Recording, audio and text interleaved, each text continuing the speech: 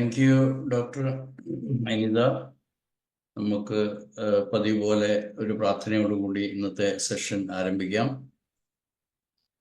ഈ പ്രാർത്ഥനയിൽ ഇന്നത്തെ ഇനി ചെലവാക്കാൻ പോകുന്ന അല്ലെങ്കിൽ നമ്മൾ സ്പെൻഡ് ചെയ്യാൻ പോകുന്ന ഒരു മണിക്കൂറിനധികം സമയം ഫലപ്രദമാകാനും അത് നിങ്ങളിലും നിങ്ങളുടെ പ്രിയപ്പെട്ടവരിലും അതൊരു ഫലപ്രദമായ അറിവായിട്ട് മാറാനും നിങ്ങളുടെയും നിങ്ങളുടെ കുടുംബത്തെയും അല്ലെങ്കിൽ നമ്മുടെ വളരെ പ്രിയപ്പെട്ടവരെയും ലോകം മുഴുവനെയും രോഗം എന്ന് പറയുന്ന പ്രതിഭാസത്തിന്റെ ഭയത്തിൽ നിന്നും മാറ്റിയെടുക്കാൻ വേണ്ടിയിട്ട് നമ്മുടെ ഈ ചെറിയ ഉദ്യമത്തെ ബലപ്പെടുത്തണമേ എന്ന് നമുക്ക് ജഗദീശ്വരനോട് പ്രാർത്ഥിക്കാം.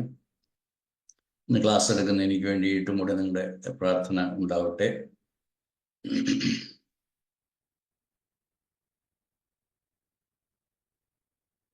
Thank you.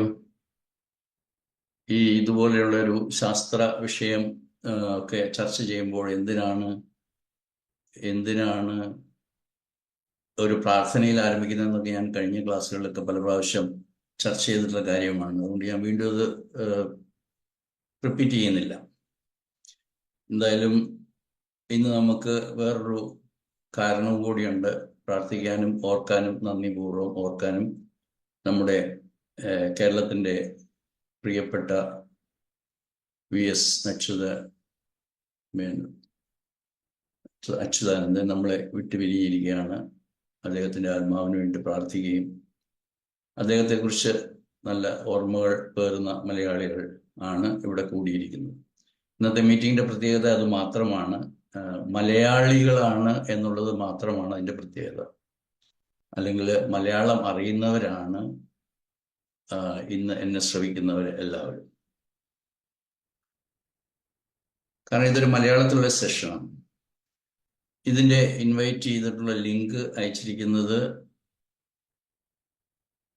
മലയാളികളായിട്ടുള്ളവർക്ക് എല്ലാവർക്കുമാണ്. അത് മലയാളി ഡോക്ടർമാരല്ല, അല്ലെങ്കിൽ മെഡിക്കൽ രംഗത്തുള്ളവരല്ല, മെഡിക്കൽ സ്റ്റുഡൻസ് അല്ല, നഴ്സിംഗ് സ്റ്റുഡൻസ് അല്ല, ഹോമിയോപ്പതി ഡോക്ടർമാരല്ല, ഹോമിയോപ്പതി രംഗത്തുള്ളവർ മാത്രമല്ല. ഞാനൊരു ഹോമിയോപ്പതി ഡോക്ടറാണെങ്കിൽ പോലും ഇത് ഹോസ്റ്റ് ചെയ്യുന്ന ഡോക്ടർ അനിതയും ഹോമിയോപ്പതി ഡോക്ടറാണ്. ഇവിടെ എന്നെ ശ്രവിക്കുന്നത് നല്ലൊരു ശതമാനം ഹോമിയോപ്പതി ഡോക്ടേഴ്സ് ആണെന്ന് എനിക്കറിയാം. എങ്കിൽ പോലും ഹോമിയോപ്പതി ഡോക്ടേഴ്സിന് വേണ്ടിയിട്ടുള്ള പ്രോഗ്രാം അല്ല. കാരണം ഇത് ലോകം മുഴുവനും അറിയേണ്ട ഒരു വിഷയമാണ്. അതുകൊണ്ട് തന്നെ അങ്ങനെയാണ് അത് പ്ലാൻ ചെയ്തിരിക്കുന്നത്. അപ്പം അച്യുതാനന്ദനെ കുറിച്ച് പറയുമ്പോൾ നമ്മൾ എത്രമാത്രം ഒരു വീര സമര യോദ്ധാവെന്നൊക്കെയുള്ള നിലയിൽ അദ്ദേഹത്തെ പരിഗണിക്കുന്ന പോലെ തന്നെ ഒരു ധീര യോദ്ധാവായിരുന്നു ഡോക്ടർ റൈക്കേജി ധാമർ. അദ്ദേഹം കണ്ടുപിടിച്ചൊരു ശാസ്ത്രത്തെക്കുറിച്ചാണ് ഞാൻ ഇന്ന് നിങ്ങളോട് സംസാരിക്കുന്നത്. ഒരുപക്ഷെ എന്നെ ആദ്യമായിട്ട് ശ്രമിക്കുന്നവരുണ്ടാവാം. GHK എന്ന് പറഞ്ഞാൽ എന്താണ് എന്ന് പോലും കേട്ടിട്ടില്ലാത്തവരുണ്ടാകാം. എന്നൊക്കെയുള്ള അറിവിലാണ് ഞാനിത് സംസാരിക്കുന്നത്. അപ്പോൾ ഡോക്ടർ റൈക്കേജി ധാമർ എന്ന ജർമ്മൻ പോസ്റ്റ് ഗ്രാജുവേഷൻ ഉണ്ടായിരുന്ന, ഇന്റേണൽ മെഡിസിനിൽ പോസ്റ്റ് ഗ്രാജുവേഷൻ എടുത്തിരുന്ന ജർമ്മൻ ഡോക്ടറായ റൈക്കേജി ധാമറിനെയും നന്ദിപൂർവ്വം ഓർക്കുന്നു. അതുപോലെ തന്നെ ഞാൻ നന്ദിപൂർവ്വം ഓർക്കുകയാണ് ഡോക്ടർ അനിതയെ. ഞാൻ വീണ്ടും വീണ്ടും പറയുന്നതിന് കാരണം അനിതയും ഒരു പട വെട്ടുന്ന അല്ലെങ്കിൽ ഒരു വിപ്ലവ വീര്യമുള്ള ഒരാളാണെങ്കിൽ മാത്രമേ ഇതുപോലെയുള്ള ഒരു ക്ലാസ് സംഘടിപ്പിക്കാനും എന്നെ അതിലേക്ക് ക്ഷണിക്കാനും സാധിക്കുകയുള്ളൂ എന്നുള്ള ഉത്തമ ബോധ്യമുണ്ട്. അതുകൊണ്ട് അനിത ചെയ്യുന്ന സേവനമായിട്ടും ഒരു റെവല്യൂഷനായിട്ട് ഞാൻ പരിഗണിച്ചുകൊണ്ട് അനിത ഡോക്ടർക്കും നന്ദി പറയുകയാണ്. അപ്പോൾ എല്ലാവരെയും ഒരിക്കൽ കൂടി സ്വാഗതം ചെയ്യുന്നു. ഞാൻ പറഞ്ഞ പോലെ ഇവിടെ ഡോക്ടർമാരല്ല, എല്ലാ കാറ്റഗറിയിലുള്ള സാധാരണ വ്യക്തികൾ എൻ്റെ കോണ്ടാക്റ്റിലുണ്ടായിരുന്ന അല്ലെങ്കിൽ മലയാളികളായിട്ടുള്ളവരെയാണ് ഞാൻ വിളിച്ചിരിക്കുന്നത്. അഡൾട്ട്സ് ആയിരിക്കും, കുട്ടികളെ ഞാൻ ക്ഷണിച്ചിട്ടില്ല. ആദ്യമായി എന്നെ അറിയത്തില്ലാതെ ആരെങ്കിലും ഉണ്ടെങ്കിൽ എൻ്റെ പേര് ഡോക്ടർ വർഗീസ് എന്നാണ്. ഞാനൊരു 51 വർഷമായിട്ട് ഹോമിയോപ്പതി രംഗത്ത് പഠിക്കുകയും പ്രവർത്തിക്കുകയും ഒക്കെ ചെയ്യുന്ന ഒരാളാണ്. അതിൽ ഈ കഴിഞ്ഞ 15 താഴെ വർഷം മാത്രമാണ് ഞാൻ ജർമ്മൻ ന്യൂ മെഡിസിൻ എന്ന് പറയുന്ന ഒരു ശാസ്ത്രത്തെക്കുറിച്ച് അറിഞ്ഞത്. 2008 ഇതിൻ്റെയൊക്കെ ചരിത്രം ഞാൻ പല പ്രാവശ്യം പറഞ്ഞതാണ്. അതിനുശേഷം അതിൻ്റെ പ്രാവർത്തികമായ അല്ലെങ്കിൽ പ്രാക്ടിക്കൽ യൂട്ടിലിറ്റി മനസ്സിലാക്കിക്കൊണ്ട് ഇത് ലോകം മുഴുവൻ പ്രചരിപ്പിക്കപ്പെടേണ്ട ഒരു അറിവാണ് എന്നുള്ള ഉത്തമ ബോധ്യത്തിലാണ് ഞാൻ ഇത് പ്രചരിപ്പിക്കാൻ വേണ്ടിയിട്ട് ഗ്ലോബൽ GHK ഫൗണ്ടേഷൻ എന്ന് ഇപ്പോൾ പേരുള്ള, ഞങ്ങൾ തുടങ്ങുമ്പോൾ GNM ഇന്ത്യ എന്നായിരുന്നു, പിന്നെ ഗ്ലോബൽ GHK എന്നായിരുന്നു. ഇപ്പോഴുള്ള അല്ല, ഗ്ലോബൽ GNM എന്നായിരുന്നു. ഇപ്പോഴത് ഗ്ലോബൽ GHK ഫൗണ്ടേഷൻ എന്നുള്ള നിലയിൽ വളരെ ബലത്തോടു കൂടി, വളരെയധികം സുഹൃത്തുക്കളുടെ സപ്പോർട്ടോടു കൂടി അതൊരു വലിയ കൂട്ടായ്മയായിട്ട് മാറിയിരിക്കുകയാണ്. വലിയ കൂട്ടായ്മ എന്ന് പറയുമ്പോൾ കഴിഞ്ഞ ദിവസം ഞാൻ ChatGPT ഒരു ക്വസ്റ്റ്യൻ ചോദിച്ചു. അതായത് GHK എത്ര രാജ്യങ്ങളിൽ എത്തിയിട്ടുണ്ട്. അപ്പോൾ എനിക്ക് മറുപടി 65ഓളം രാജ്യങ്ങളിൽ GHKയെ കുറിച്ച് അറിയുന്നവർ ഉണ്ട് എന്നുള്ളതാണ് മറുപടി കിട്ടിയത്. അതുപോലെ ഏതൊക്കെ ഓൺലൈൻ പ്രസൻസ്, അതിൻ്റെ അകത്ത് 3 പ്രധാനപ്പെട്ട സംഘടനകളുടെ പേര് പറഞ്ഞതിൻ്റെ അകത്ത് നമ്മുടെ സംഘടന global GHK foundation, your organisation എന്നാണ് ChatGPT പറഞ്ഞത്. അപ്പോൾ എൻ്റെ സംഘടന എന്നൊക്കെ പറയത്തക്ക രീതിയിൽ ഞങ്ങളുടെ കൂട്ടായ്മയ്ക്ക് ഒരു ലോക സാന്നിധ്യം അറിയിക്കാനായിട്ടുള്ള ഭാഗ്യം കിട്ടി. ഇതൊന്നും ഞങ്ങളുടെ ആരുടെയെങ്കിലും വ്യക്തിപരമായിട്ടുള്ള ഒരു കഴിവുകൊണ്ടാണെന്ന് വിശ്വസിക്കുന്ന ഒരാളല്ല ഞാൻ. ഇതൊക്കെ എത്തേണ്ടടുത്ത് എത്തത്തക്ക രീതിയിൽ സർവശക്തി നമ്മളെ നയിക്കുന്നു എന്ന് വിശ്വസിക്കാനാണ് എനിക്കിഷ്ടം. ഞാൻ ചാറ്റിൽ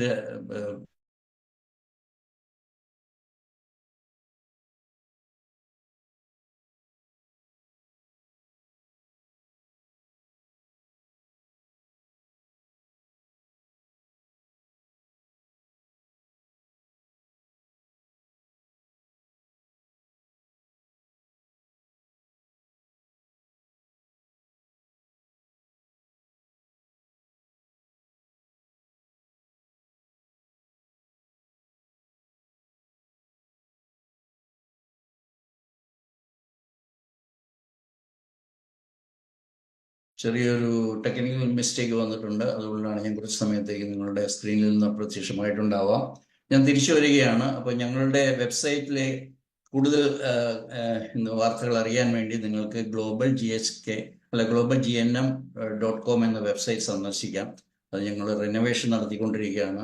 അധികം താമസിയാതെ അത് ഗ്ലോബൽ GHK ഫൗണ്ടേഷൻ എന്നുള്ള പേരിൽ നിങ്ങളുടെ അടുത്തെത്തും. ഞങ്ങളിപ്പോൾ ചെയ്തുകൊണ്ടിരിക്കുന്ന പ്രവൃത്തികൾ എല്ലാ ഞായറാഴ്ചകളിലും ഇതിൻ്റെ എഡ്യൂക്കേഷണൽ പ്രോഗ്രാമായിട്ട് ഒരു ക്ലാസ് നടത്തുന്നുണ്ട്. വെബിനാറാണ്. അതിൽ നിങ്ങൾക്കും പങ്കെടുക്കാം. ഞങ്ങൾ എല്ലാ ജാനുവരി മാസങ്ങളിലും ഈ ഗ്ലോബൽ GHK ഫൗണ്ടേഷൻ ഡേ അല്ലെങ്കിൽ ആനിവേഴ്സറി ആഘോഷിക്കാറുണ്ട്.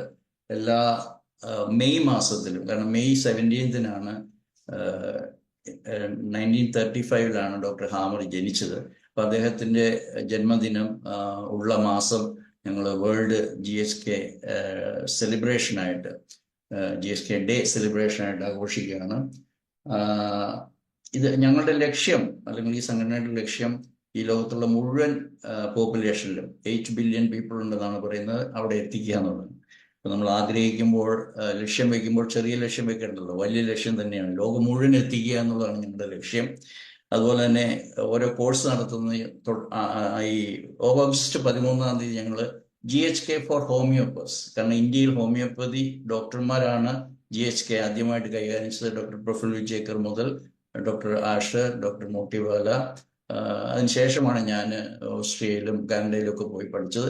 അങ്ങനെ ഹോമിയോപ്പതി ഡോക്ടേഴ്സാണ് ഇത് ആദ്യമായിട്ട് കൈകാര്യം ചെയ്തത്. അത് ഹോമിയോപ്പതിയുടെ പ്രത്യേകത കൊണ്ടാണത്. അതുകൊണ്ട് ഭാവിയിൽ ഹോമിയോപ്പതിയും GHKയും കൂടെ ചേർന്നിട്ട് ലോകത്തിലെ നമ്പർ 1 സിസ്റ്റം ഓഫ് മെഡിസിൻ ആയിട്ട് മാറ്റുക എന്നുള്ളതാണ് ഞങ്ങളുടെ ലക്ഷ്യം. ഞാൻ വീണ്ടും പറയുന്ന, ലക്ഷ്യം വയ്ക്കുമ്പോൾ ചെറിയ ലക്ഷ്യമല്ല, വലിയ ലക്ഷ്യമാണ്. അതുകൊണ്ട് top most popular system of medicine ഏതാണെന്ന് ഭാവിയിൽ ചോദിക്കുമ്പോൾ GHK പ്ലസ് ഹോമിയോപ്പതി ആയി മാറ്റുക എന്നുള്ളതാണ് ഞങ്ങളുടെ ആത്യന്തികമായ ലക്ഷ്യം. അതിനുവേണ്ടിയിട്ടാണ് ഞങ്ങൾ എല്ലാവരും പ്രവർത്തിക്കുന്നത്. അതുകൊണ്ട് തന്നെ ഇങ്ങനെ ഒരു കോഴ്സ് ഞങ്ങൾ തുടങ്ങുകയാണ്, GHK ഫോർ ഹോമിയോപ്പസ്. എന്നെ ശ്രമിക്കുന്ന മുഴുവൻ ഹോമിയോപ്പതി ഡോക്ടേഴ്സിനെയും അതിൽ പങ്കെടുക്കാനും മെമ്പേഴ്സ് ആകാനും ഒക്കെ വേണ്ടിയിട്ട് ഞാൻ ക്ഷണിക്കുകയാണ്.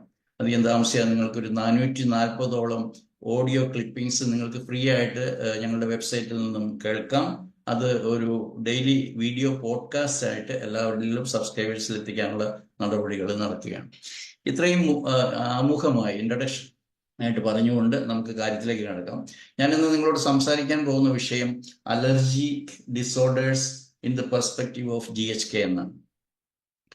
അലർജിക് ഡിസോർഡേഴ്സ്, ഇത് രണ്ടും ഞാൻ നിങ്ങളോട് തിരുത്തി വായിക്കാനായിട്ട് ആവശ്യപ്പെടുകയാണ്, അപേക്ഷിക്കുകയാണ്. നമുക്കിങ്ങനെ തിരുത്താം: സോ കോൾഡ് അലർജിക് ഡിസോർഡേഴ്സ്. ഇനി ഡിസോർഡേഴ്സ് എന്നുള്ളതും ഇൻവേർട്ടഡ് കോമാസിൽ ഇടുക. ഡിസോർഡേഴ്സ് എന്ന് പറയുന്ന ഒരു കാഴ്ചപ്പാട് GHKയിൽ ഇല്ല. Everything is in order. അപ്പോൾ നമ്മൾ അലർജിയെക്കുറിച്ച് എന്നെ ശ്രമിക്കുന്നവരിൽ 95% പേരും അലർജി എന്ന് പറയുന്ന ഒരു രോഗമായിട്ട് കൺസിഡർ ചെയ്യുന്നവരാണെന്നുള്ള വിശ്വാസത്തിലാണ് ഞാൻ അങ്ങനെ സംസാരിച്ചു തുടങ്ങുന്നത്, അല്ലെങ്കിൽ എൻ്റെ ക്യാപ്ഷൻ കാസ്റ്റ് ചെയ്തത് അങ്ങനെയാണ്. അതുകൊണ്ട് ഇവിടെ ഒന്നും ഡിസോർഡർ ആയിട്ടില്ല, കാരണം ഇത് പ്രകൃതിയുടെ കാഴ്ചപ്പാടിൽ എവറിഥിങ് ഈസ് ഇൻ ഓർഡർ. അതുകൊണ്ട് ഡിസോർഡർ എന്ന് പറയുന്നത് ഈ ഹെൽത്ത് ഡിസീസ് ആൻഡ് ക്യൂർ മേഖലയിൽ ഇല്ല എന്നുള്ളതാണ് GHK ഈ ലോകത്തിന് മുമ്പിൽ വെക്കുന്ന വിപ്ലവകരമായ ആശയം.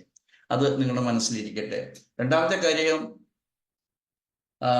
അതായത് അലർജി എന്ന് പറയുന്ന ഈ രോഗം. അപ്പൊ അലർജി എന്ന് പറയുന്ന രോഗം എന്താണെന്ന് എല്ലാവർക്കും അറിയാം, കാരണം എന്നെ ശ്രമിക്കുന്നവരിൽ ഒത്തിരി പേര് ഡസ്റ്റ് അലർജി ഉള്ളവരുണ്ട്, അല്ലെങ്കിൽ മിൽക്ക് അലർജി ഉള്ളവരുണ്ട്, അല്ലെങ്കിൽ ഏതെങ്കിലും ഒരു ഫുഡ് ഐറ്റംസ് പറയുകയാണ് എനിക്ക് എഗ് അലർജിയാണ്. ഇങ്ങനെ ധാരാളം അലർജികൾ കൊണ്ട് നടക്കുന്ന ധാരാളം പേരുണ്ട്. അതുകൊണ്ട് നിങ്ങൾക്ക് അലർജിയെക്കുറിച്ച് ഏതാണ്ട് ഒരു ധാരണയുണ്ട്.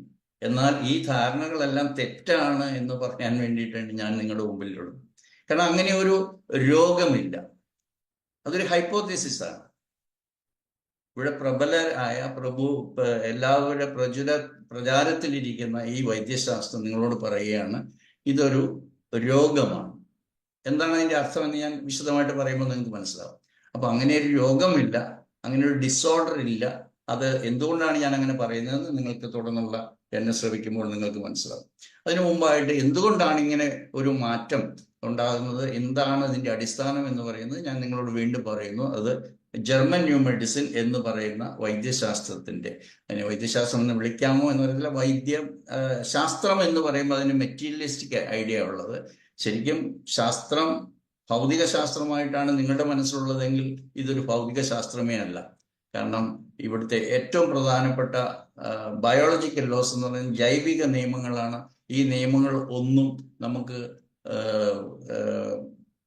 എന്താ പറയുക, ഇന്നത്തെ മെറ്റീരിയലിസ്റ്റിക് രീതിയിൽ പ്രൂവ് ചെയ്യാവുന്നതല്ല. പക്ഷെ അദ്ദേഹം എല്ലാ 5 ബയോളജിക്കൽ ലോസ് ഉണ്ട്, ഇതിനെല്ലാം സയന്റിഫിക് വേയിൽ എല്ലാവരും അംഗീകരിക്കുന്ന രീതിയിൽ പ്രൂവ് ചെയ്തിട്ടുണ്ട് എന്നുള്ളതാണ് അതിൻ്റെ കാരണം. കാരണം ഒരു തലം കഴിഞ്ഞാൽ മനസ്സ്, തലച്ചോറ് അല്ലെങ്കിൽ ബ്രെയിൻ, ബോഡി, ഈ 3 important organs of the body അല്ല, organs of our system, human system, അതിൽ മൈൻഡിനുള്ള പ്രാധാന്യത്തെക്കുറിച്ചാണ് ഡോക്ടർ ഹാമർ ഏറ്റവും കൂടുതൽ പറഞ്ഞത്. അല്ലെങ്കിൽ എല്ലാ രോഗങ്ങളും മനസ്സിലുണ്ടാകുന്ന സംഘർഷങ്ങൾ കൊണ്ടാണ് ഉണ്ടാകുന്നതെന്ന് അദ്ദേഹം സ്ഥാപിച്ചു എന്നുള്ളതാണ് ജർമ്മൻ ന്യൂ മെഡിസിന്റെ പ്രത്യേകത. അതുകൊണ്ട് രോഗം എന്ന് പറഞ്ഞാൽ it is not a malfunction എന്ന് പറഞ്ഞാൽ എന്തെങ്കിലും ഫങ്ഷന് വ്യത്യാസം വരുമ്പോഴുണ്ടാകുന്ന അവസ്ഥയ്ക്കല്ല രോഗം. എനിക്ക് കൊളസ്ട്രോൾ കൂടുതലാണ്, അത് രോഗമാണ്. അല്ലെങ്കിൽ ആൽബുമിൻ ശരീരത്തിൽ കൂടുതലാണ്, അയൺ കൂടുതലാണ്, അല്ലെങ്കിൽ സോഡിയം കുറവാണ്, പൊട്ടാസ്യം കൂടുതലാണ്, അല്ലെങ്കിൽ ഷുഗർ കൂടുതലാണ്, അപ്പൊ അത് രോഗമാണ് എന്ന് പറയുന്ന ആ വൈദ്യശാസ്ത്രമല്ല ഡോക്ടർ ഹാമർ നമുക്ക് തന്നിരിക്കുന്നത്. അങ്ങനെ എന്തെങ്കിലും ഒരു ഈ ഫങ്ഷന് വ്യത്യാസങ്ങൾ വന്നാൽ അത് ഒരു പ്രോഗ്രാം, ഒരു ബയോളജിക്കൽ പ്രോഗ്രാം അനുസരിച്ചാണ്. അതിൻ്റെ പിന്നിലൊരു ബയോളജിക്കൽ പെർപ്പസ് ഉണ്ടെന്ന് വളരെ ശാസ്ത്രീയമായ രീതിയിൽ അദ്ദേഹം സ്ഥാപിച്ചു. അതാണ് ജർമ്മൻ ന്യൂ മെഡിസിൻ എന്ന് അറിയപ്പെട്ടിരുന്ന, അല്ലെങ്കിൽ ഞങ്ങൾ വിളിക്കാൻ താല്പര്യമില്ലാത്ത, അതിൻ്റെ കാരണങ്ങളൊക്കെ ഞാൻ പറഞ്ഞിട്ടുണ്ട്. അതിൻ്റെ അകത്തൊരു മെഡിസിൻ എന്ന വാക്ക് കടന്നുകൂടിയുകൊണ്ട് ഞങ്ങൾ അത് ഒഴിവാക്കുകയാണ്. GHK എന്ന് മാത്രമാണ്. കാരണം GHK എന്ന് പറഞ്ഞാൽ ജർമാനിക് ഹീലിംഗ് നോളജ് ആണ്, അത് നോളജ് മാത്രമാണ്. അപ്പൊ ഈ നോളജാണ് നമ്മൾ ഷെയർ ചെയ്യുന്നത് ഇതുപോലെയുള്ള വേദികളിൽ. അപ്പോൾ disease is not a malfunction but a meaning biological program ഇന്നത്തെ കാലത്ത് എല്ലാവർക്കും അറിയാം. നമ്മളുടെ ഈ കമ്പ്യൂട്ടറിൽ ഒരു പ്രോഗ്രാം ഉണ്ട്, സൂം ഒരു പ്രോഗ്രാമാണ്. നമ്മുടെ എല്ലാ ഗാഡ്ജറ്റ്സിലും നമ്മൾ ആപ്പ് എന്ന് പറയുന്ന, ആപ്ലിക്കേഷൻ എന്ന് പറയുന്നത് എല്ലാം ഓരോരോ പ്രോഗ്രാംസാണ്. ഇതുപോലെ നമ്മുടെ ശരീരത്തിൽ അല്ലെങ്കിൽ നമ്മുടെ സിസ്റ്റത്തിൽ, ശരീരം എന്ന് മാത്രം പറഞ്ഞാൽ പറ്റാം, നമുക്ക് ശരീരം കൺട്രോൾ ചെയ്യുന്ന നമ്മൾ CPU എന്ന് വിളിക്കാവുന്ന ഒരു ബ്രെയിൻ ഉണ്ട്. ആ ബ്രെയിനിനെ നിയന്ത്രിക്കുന്ന ഒരു മനസ്സുണ്ട്. അത് കാണാൻ പറ്റുന്ന സാധനമല്ല, അദൃശ്യമാണ്. അതുക്കും മേലെയുള്ള കാര്യങ്ങളെക്കുറിച്ചും വ്യക്തമായും ധാരണ നമുക്ക് തന്നിരിക്കുന്നതാണ് ഈ ശാസ്ത്രം. അതായത് സ്പിരിച്വാലിറ്റി, അല്ലെങ്കിൽ സ്പിരിച്വൽ ലെവൽ, അല്ലെങ്കിൽ സോൾ ലെവൽ, അങ്ങനെ ഡൈനാമിക് ലെവലിലേക്ക്. അത് തന്നെയാണ് ഹോമിയോപ്പതിയുടെ രംഗം. ഹോമിയോപ്പതി പലപ്പോഴും ജനങ്ങളിൽ എത്തിക്കുമ്പോൾ ഈ ഡൈനാമിക് ലെവലിനെ കുറിച്ച്, അതിനെ ഒരു ഡൈനാമിക് സയൻസ് ആയിട്ട് അവതരിപ്പിക്കാനായിട്ട് നമ്മൾ മടിക്കുന്നു, അല്ലെങ്കിൽ അങ്ങനെയല്ല അവതരിപ്പിക്കപ്പെടാറുള്ളത് എന്നുള്ളതുകൊണ്ട് ഈ ഒരു ആസ്പെക്ട് ശരിക്കും ഹോമിയോപ്പതി ഡോക്ടേഴ്സിനും അജ്ഞാതമാണ്. പക്ഷെ ഹോമിയോപ്പതിയും GNM അല്ലെങ്കിൽ GHKയും ഈ ഡൈനാമിക് ലെവലിൽ തന്നെയാണ് അതിൻ്റെ മുഴുവൻ പ്രവൃത്തികൾ നടക്കുന്നത് എന്നുള്ളതാണ്. അപ്പോൾ എന്താണ് രോഗം എന്ന് ഞാൻ പറഞ്ഞു, അതൊരു ആപ്ലിക്കേഷനാണ്, അല്ലെങ്കിൽ ഒരു പ്രോഗ്രാമാണ്. എപ്പോഴാണ് നമ്മുടെ ഉള്ളിൽ ഈ പ്രോഗ്രാം ഡൗൺലോഡ് ചെയ്ത് ഇൻസ്റ്റാൾ ചെയ്ത് നമ്മൾ അതിൽ റൺ ചെയ്യുന്നത്? From the very beginning of our existence എന്ന് പറഞ്ഞാൽ പോരാ, അതൊക്കെ മുമ്പിൽ. കാരണം എന്തുകൊണ്ടാണെന്ന് വെച്ചാൽ പലപ്പോഴും നമ്മുടെ ഉള്ളിൽ ഉണ്ടാകുന്ന പല രോഗാവസ്ഥകളും നമ്മളൊരു ഡൈനാമിക് ലെവലിലേക്ക് പോകുമ്പോൾ ജനറ്റിക് എന്ന് പറയുമ്പോൾ തന്നെ അത് ഭൗതികമായി. കാരണം ജീൻസ് ബേസ് ചെയ്തിരിക്കുന്നത് തന്നെ ചില മെറ്റീരിയലിസ്റ്റിക് കൺസെപ്റ്റിലാണ്. അതിനും അപ്പുറമുള്ളതാണ് ഡൈനാമിക്. അപ്പൊ അദൃശ്യമായ കോൺഫ്ലിക്റ്റുകൾ, സംഘർഷങ്ങൾ എങ്ങനെ ചിലപ്പോൾ അമ്മയിൽ ബാധിക്കുന്ന, അല്ലെ തലമുറകളിലൂടെ കടന്നു വരുന്നത്. ഇത് തന്നെയാണ് നമ്മുടെ മയാസം പറയുന്നത്. അതുകൊണ്ട് ആണ് മയാസവും ഹോമിയോപ്പതിയിലുള്ളതും GNM-ൽ പറയുന്ന കോൺഫ്ലിക്ട്സും എല്ലാം ഒരുമിച്ച് മനസ്സിലാക്കാനായിട്ട് വളരെ ആഴത്തിൽ ചിന്തിക്കുന്ന ഒരാൾക്ക് സാധിക്കും. അതുകൊണ്ടാണ് പറയുന്നത് ഇതൊരു പ്രോഗ്രാമാണ്. നമ്മൾ പറയുക GNM GSKയിൽ പറയുന്നത് എന്താണെന്ന് വെച്ചാൽ, during the course of evolution some time in the remotest past, അത്രയും പഴക്കമുള്ള ഒരു ഒരു ഒരു എവല്യൂഷണറി നോളജിൽ നമുക്ക് അറിയാം. ആദ്യം ജീവൻ വെള്ളത്തിലുണ്ടായി, അതിനുശേഷം അതിൻ്റെ രൂപം മാറ്റി, അവസാനം അത് കരയിലേക്ക് വന്നു. അങ്ങനെയൊക്കെയുള്ള എവല്യൂഷൻ നോളജും നമ്മൾ അത് ഈ എംബ്രിയോളജി നോളജും കൂടെ ചേർത്തിട്ടാണ് ബേസിക് നോളജ് ഓഫ് GHK പോകുന്നത്. അതുകൊണ്ട് അതിനെക്കുറിച്ച് വളരെ ശാസ്ത്രീയമായിട്ട് തന്നെ നമുക്ക് വിശദമായിട്ട് നമുക്ക് മനസ്സിലാക്കാൻ സാധിക്കും. അലോപ്പതി എന്ന് പറയുന്ന പ്രചാരത്തിലുള്ള വൈദ്യശാസ്ത്രത്തെ സംബന്ധിച്ചിടത്തോളം അലർജി എന്ന് പറയുന്നത് എക്സ്പ്ലെയിൻ ചെയ്യണമെങ്കിൽ വേറൊരു കൺസെപ്റ്റ്, വേറൊരു ഹൈപ്പോത്തീസിസ് കൊണ്ടുവരണം. അതാണ് ഇമ്മ്യൂൺ സിസ്റ്റം തിയറി. അപ്പൊ ഇമ്മ്യൂൺ സിസ്റ്റം തിയറി എന്ന് പറയുന്നത് തന്നെ അതുപോലെ ഒരു ഹൈപ്പോത്തീസിസ് ആണ്. ഇതുപോലെ 500ഓളം ഹൈപ്പോത്തീസിസ് ഉണ്ടെന്നാണ് പറയുന്നത്. അതിൽ ഏറ്റവും പ്രധാനപ്പെട്ട infection theory, genetic theory, carcinogen theory, ഇങ്ങനെയുള്ള വളരെ പ്രധാനപ്പെട്ടതെല്ലാം റെഫ്യൂട്ട് ചെയ്തിരിക്കുകയാണ് ഡോക്ടർ ഹാമർ. അതുകൊണ്ട് തന്നെ ഇമ്മ്യൂൺ സിസ്റ്റം, നിനക്ക് ഇമ്മ്യൂൺ ഡെഫിഷ്യൻസി ഉണ്ട്, അതുകൊണ്ട് ഒരു particular substance is showing allergic symptoms in you എന്നുള്ള ഒരു കാഴ്ചപ്പാട് വളരെ റോങ് ആണെന്ന് ഡോക്ടർ ഹാമർ പറയുന്നു. അതുകൊണ്ട് അലർജി എന്ന് പറഞ്ഞാൽ ഒരു റാൻഡം, അതായത് ഒരാൾക്ക് മുട്ട അലർജിയാണ്, ഒരാൾക്ക് മത്സ്യ അലർജിയാണ്, ഒരാൾക്ക് എന്താ പറയുക പൊട്ടറ്റോ അലർജിയാണ്, മിൽക്ക് അലർജിയാണ്, ഗ്ലൂട്ടീൻ അലർജിയാണ്, ഇങ്ങനെ ഓരോ റാൻഡമായിട്ട് അവരവരോ അങ്ങനെയുള്ള ആ ശാസ്ത്രം ഒരു നല്ല ഭാഷ ഉപയോഗിക്കുകയാണെങ്കിൽ അതൊരു സ്കാമാണ്, ഒരു ഹൈപ്പോത്തസിസ് ആണ്. It is not proved, it cannot be proved. കാരണം ഓരോ ഇൻഡിവിജ്വലിൻ്റെയും കാരണങ്ങൾ ഇൻഡിവിജ്വലായിട്ട് പോകുമ്പോൾ ഫിസിയോളജിക്കൽ അല്ല ഫിസിക്കലായിട്ട് നമ്മുടെ ശരീരത്തിൽ ഉണ്ടാകുന്ന IgG അല്ലെങ്കിൽ ഇമ്മ്യൂണോഗ്ലോബുലിൻ ചേഞ്ചസ് ആണ് ഇതിന് പ്രൂഫായിട്ട് കാണിക്കുന്നത്. Actually it is because of the conflicts happening in the psyche, the sub conscious mind, which cannot be proved. As a result of which നമ്മുടെ ബോഡിയിൽ ഉണ്ടാകുന്ന ചേഞ്ചസ് കാണിച്ചിട്ട് ദിസ് ഈസ് കോസിങ് ദിസ് എന്ന് പറയുന്നതാണ് immune system theory. അത് തെറ്റാണ് എന്ന് doctor hammer prove ചെയ്തിരിക്കുന്നു. അതുകൊണ്ട് അലർജി എന്ന് പറഞ്ഞാൽ ഒരു റാൻഡം ആയിട്ടുള്ള ഇമ്മ്യൂൺ റിയാക്ഷൻസ് അല്ല, they have a biological and emotional root cause ഉണ്ട് എന്നുള്ളതാണ് GSKയുടെ എക്സ്പ്ലനേഷൻ. അപ്പോൾ biological with a biological purpose. എന്താണ് biological purpose? For our survival, for our അതിജീവനത്തിന് വേണ്ടി ജൈവികമായിട്ടുള്ള ചില പ്രോഗ്രാംസ്, അതിന് നമ്മൾ SBS എന്നാണ് പറയുന്നത്, significant biological special program of nature എന്നാണ് അതിൻ്റെ വിശദീകരണം. SBS എന്നാണ് അറിയപ്പെടുന്നത്. അപ്പോൾ എല്ലാ രോഗം എന്നറിയപ്പെടുന്ന രോഗങ്ങൾ, ഡയബറ്റീസ് ആയിക്കോട്ടെ, സ്ട്രോക്ക് ആയിക്കോട്ടെ, ഹാർട്ട് അറ്റാക്ക് ആയിക്കോട്ടെ, നടുവേദന ആയിക്കോട്ടെ, മുട്ടുവേദന ആയിക്കോട്ടെ, ഏത് രോഗവും, ചൊറിച്ചിലായിക്കോട്ടെ, തുമ്മലായിക്കോട്ടെ, ചുമയായിക്കോട്ടെ, 1000 രോഗങ്ങളുടെ പേര് നിങ്ങൾ പറയൂ, ഈ 1000 എണ്ണവും ഇതുപോലെയുള്ള കോൺഫ്ലിക്ട്സ് കൊണ്ട്, സൈക്കിക് ലെവലിലുള്ള സബ് കോൺഷ്യസ് മൈൻഡിലുണ്ടാകുന്ന കോൺഫ്ലിക്ട്സ് കൊണ്ടാണ് ഉണ്ടാകുന്നതെന്ന് അദ്ദേഹം തെളിയിച്ചിരിക്കുന്നു. ഇത് അദ്ദേഹം പറഞ്ഞു, അതുകൊണ്ട് ഞാനത് പഠിച്ചു, ഞാനത് പ്രചരിപ്പിക്കുന്നു എന്നുള്ളതല്ല എൻ്റെ അർത്ഥം.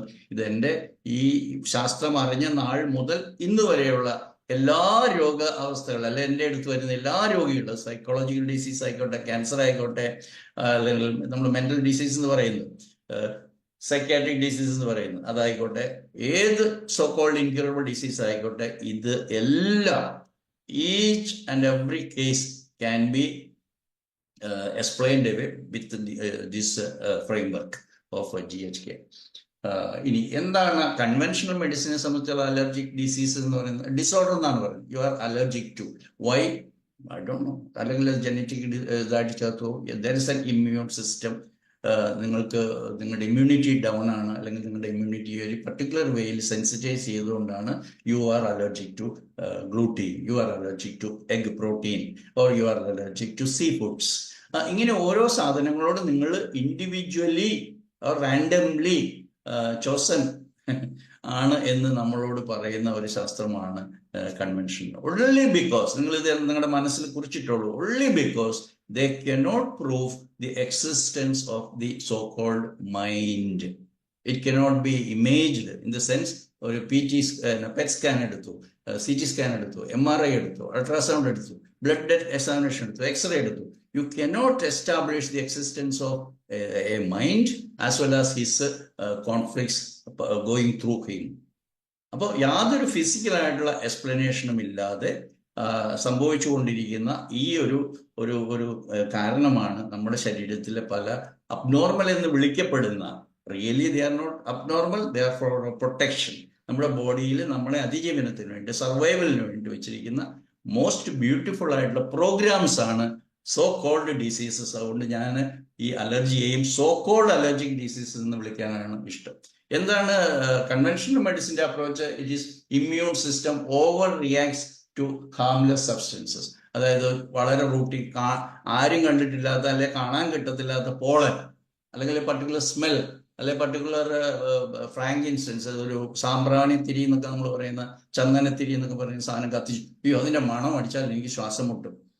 അല്ലെങ്കിൽ എനിക്കൊരു പേഷ്യൻ്റ് ഉണ്ട്, ഞാൻ ഇവിടെ എടുത്തു വെച്ചിട്ടുണ്ട്, പപ്പടം വറക്കുന്ന മണം കിട്ടിയാൽ എനിക്ക് ശ്വാസം മുട്ടും. ഞാൻ സ്ട്രീറ്റ്, കേരളത്തിലെ ഞങ്ങളുള്ള സ്ട്രീറ്റ് എന്താ പറയുക, എണ്ണക്കടികളുണ്ട്, എണ്ണപ്പലഹാരങ്ങൾ ഇന്ന് വളരെ പോപ്പുലറാണ്. അപ്പം ഞാൻ അതുപോലെയുള്ള ഒരു തട്ടുകടയുടെ മുമ്പിൽ പോയി അവിടെ ഒരു ഫ്രൈ ചെയ്യുന്ന ഒരു പഴംപൊരി എടുത്ത് കഴിച്ചാൽ, അല്ലെങ്കിൽ അതിൻ്റെ അടുത്തൂടെ പോയാൽ ഞാൻ ശ്വാസം മുട്ടും എന്ന് അവരങ്ങ് വിശ്വസിക്കുകയാണ്. ഇത് അലർജിയാണെന്നാണ് മോഡേൺ മെഡിസിൻ ഡോക്ടർ പറയുന്നത്. അല്ല, അത് എന്നു മുതൽ എന്ന് പറഞ്ഞാൽ വളരെ കൃത്യമായിട്ട് അതിന് കാരണമുണ്ട്. അതാണ്, it is not a randomly affecting particular disease അല്ല, it's everything is in is. അത് മനസ്സിലാക്കുക എന്നുള്ളതാണ്. ഞാൻ വീണ്ടും പറയാൻ പോകുന്നു. അതായത് ഈ ക്ലാസ് കൊണ്ട് നിങ്ങളെ GNM പഠിപ്പിക്കുക എന്നുള്ളതല്ല ലക്ഷ്യം. ഈ ക്ലാസ് മൂലം നിങ്ങൾ GHKയിലേക്ക് പഠിക്കാനായിട്ട് ആകൃഷ്ടരാകുക എന്നുള്ളത് മാത്രമാണ്. കാരണം ഇന്നത്തെ കാലത്ത് നിങ്ങൾക്ക് എന്ത് പഠിക്കാം. നിങ്ങൾ ജസ്റ്റ് ChatGPT അല്ലെ AI ചോദ്യം ചോദിച്ചാൽ ഏതാണ്ടൊക്കെ നിങ്ങൾക്ക് അറിവ് കിട്ടും. What is the emotional pathology എന്നൊക്കെയാണ് അവർ പേര് വിളിക്കുന്നത്, അല്ലെ emotional reason, psychic reason of A particular disease, any disease. നിങ്ങൾ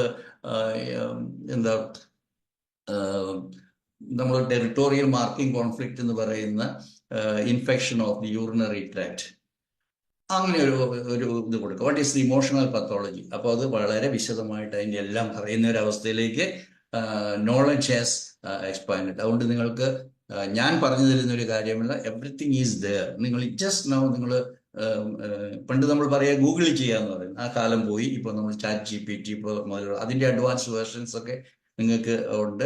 അതിലൂടെ എല്ലാം നിങ്ങൾക്ക് നോളജ് കിട്ടും. So this is becoming very popular. ഞാൻ കഴിഞ്ഞ ദിവസം ഒരു ഡയഗ്രാം, ഒരു സ്കീമാറ്റിക്, എന്താ പറയുക, graphical explanation of the popularity of GHK ഞാൻ ChatGPTയോട് ചോദിച്ചപ്പോൾ വളരെ ബ്യൂട്ടിഫുൾ ആയിട്ടുള്ള ഒരു പിക്ചർ അയച്ചു തന്നു. ഗ്ലോബിന്റെ പടം, അല്ലെങ്കിൽ നമ്മൾ പറയില്ലേ ഗ്ലോബിന്റെ മാപ്പ് ഇട്ടിട്ട് അതിൻ്റെ അകത്ത് ഓൾമോസ്റ്റ് ഫില്ലിങ് മേജർ കൺട്രീസ് അതിൻ്റെ കളറേഷൻ കൊണ്ട് മാർക്ക് ചെയ്ത് തന്നിരിക്കുകയാണ്. So it's becoming popular.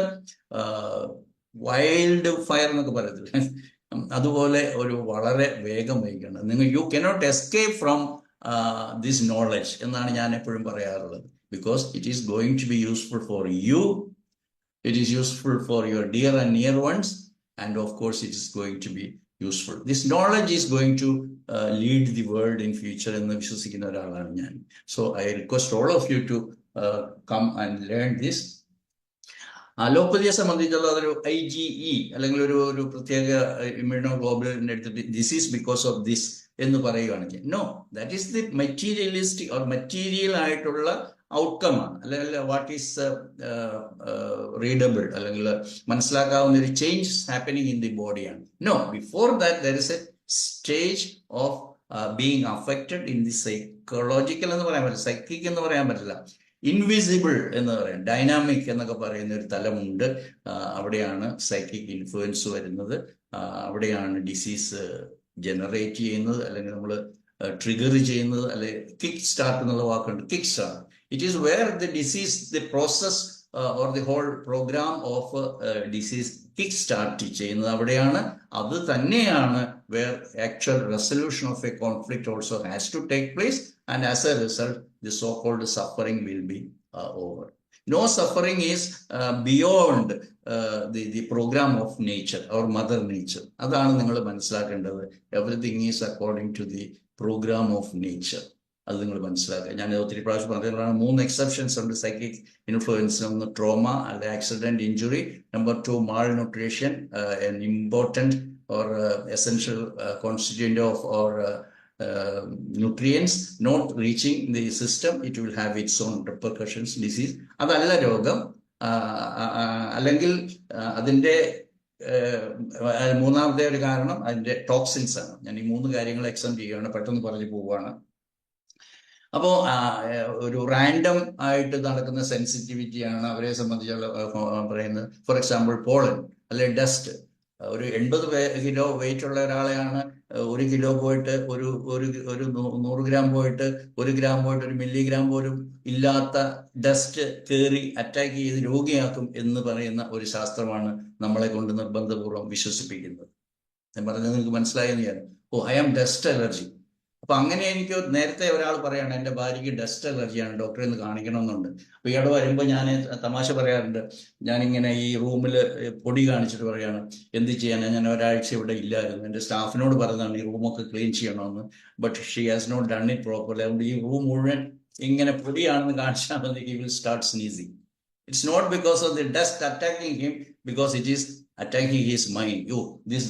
This room of this doctor is full of dust എന്നുള്ള വിശ്വാസം മനസ്സിൽ വരുമ്പോഴാണ്, അതിന് വിശ്വാസം എന്ന് പറയാൻ പറ്റില്ല, അത് സബ് കോൺഷ്യസ് ആയിട്ടുള്ള ഒരു ബോധമാണ്. അപ്പൊ അലോപ്പതി ഡോക്ടർമാർ അതിന് പല പല ആന്റി ഹിസ്റ്റാമിൻസ് കൊടുത്തിട്ട് അതിനെ സപ്രസ് ചെയ്യും.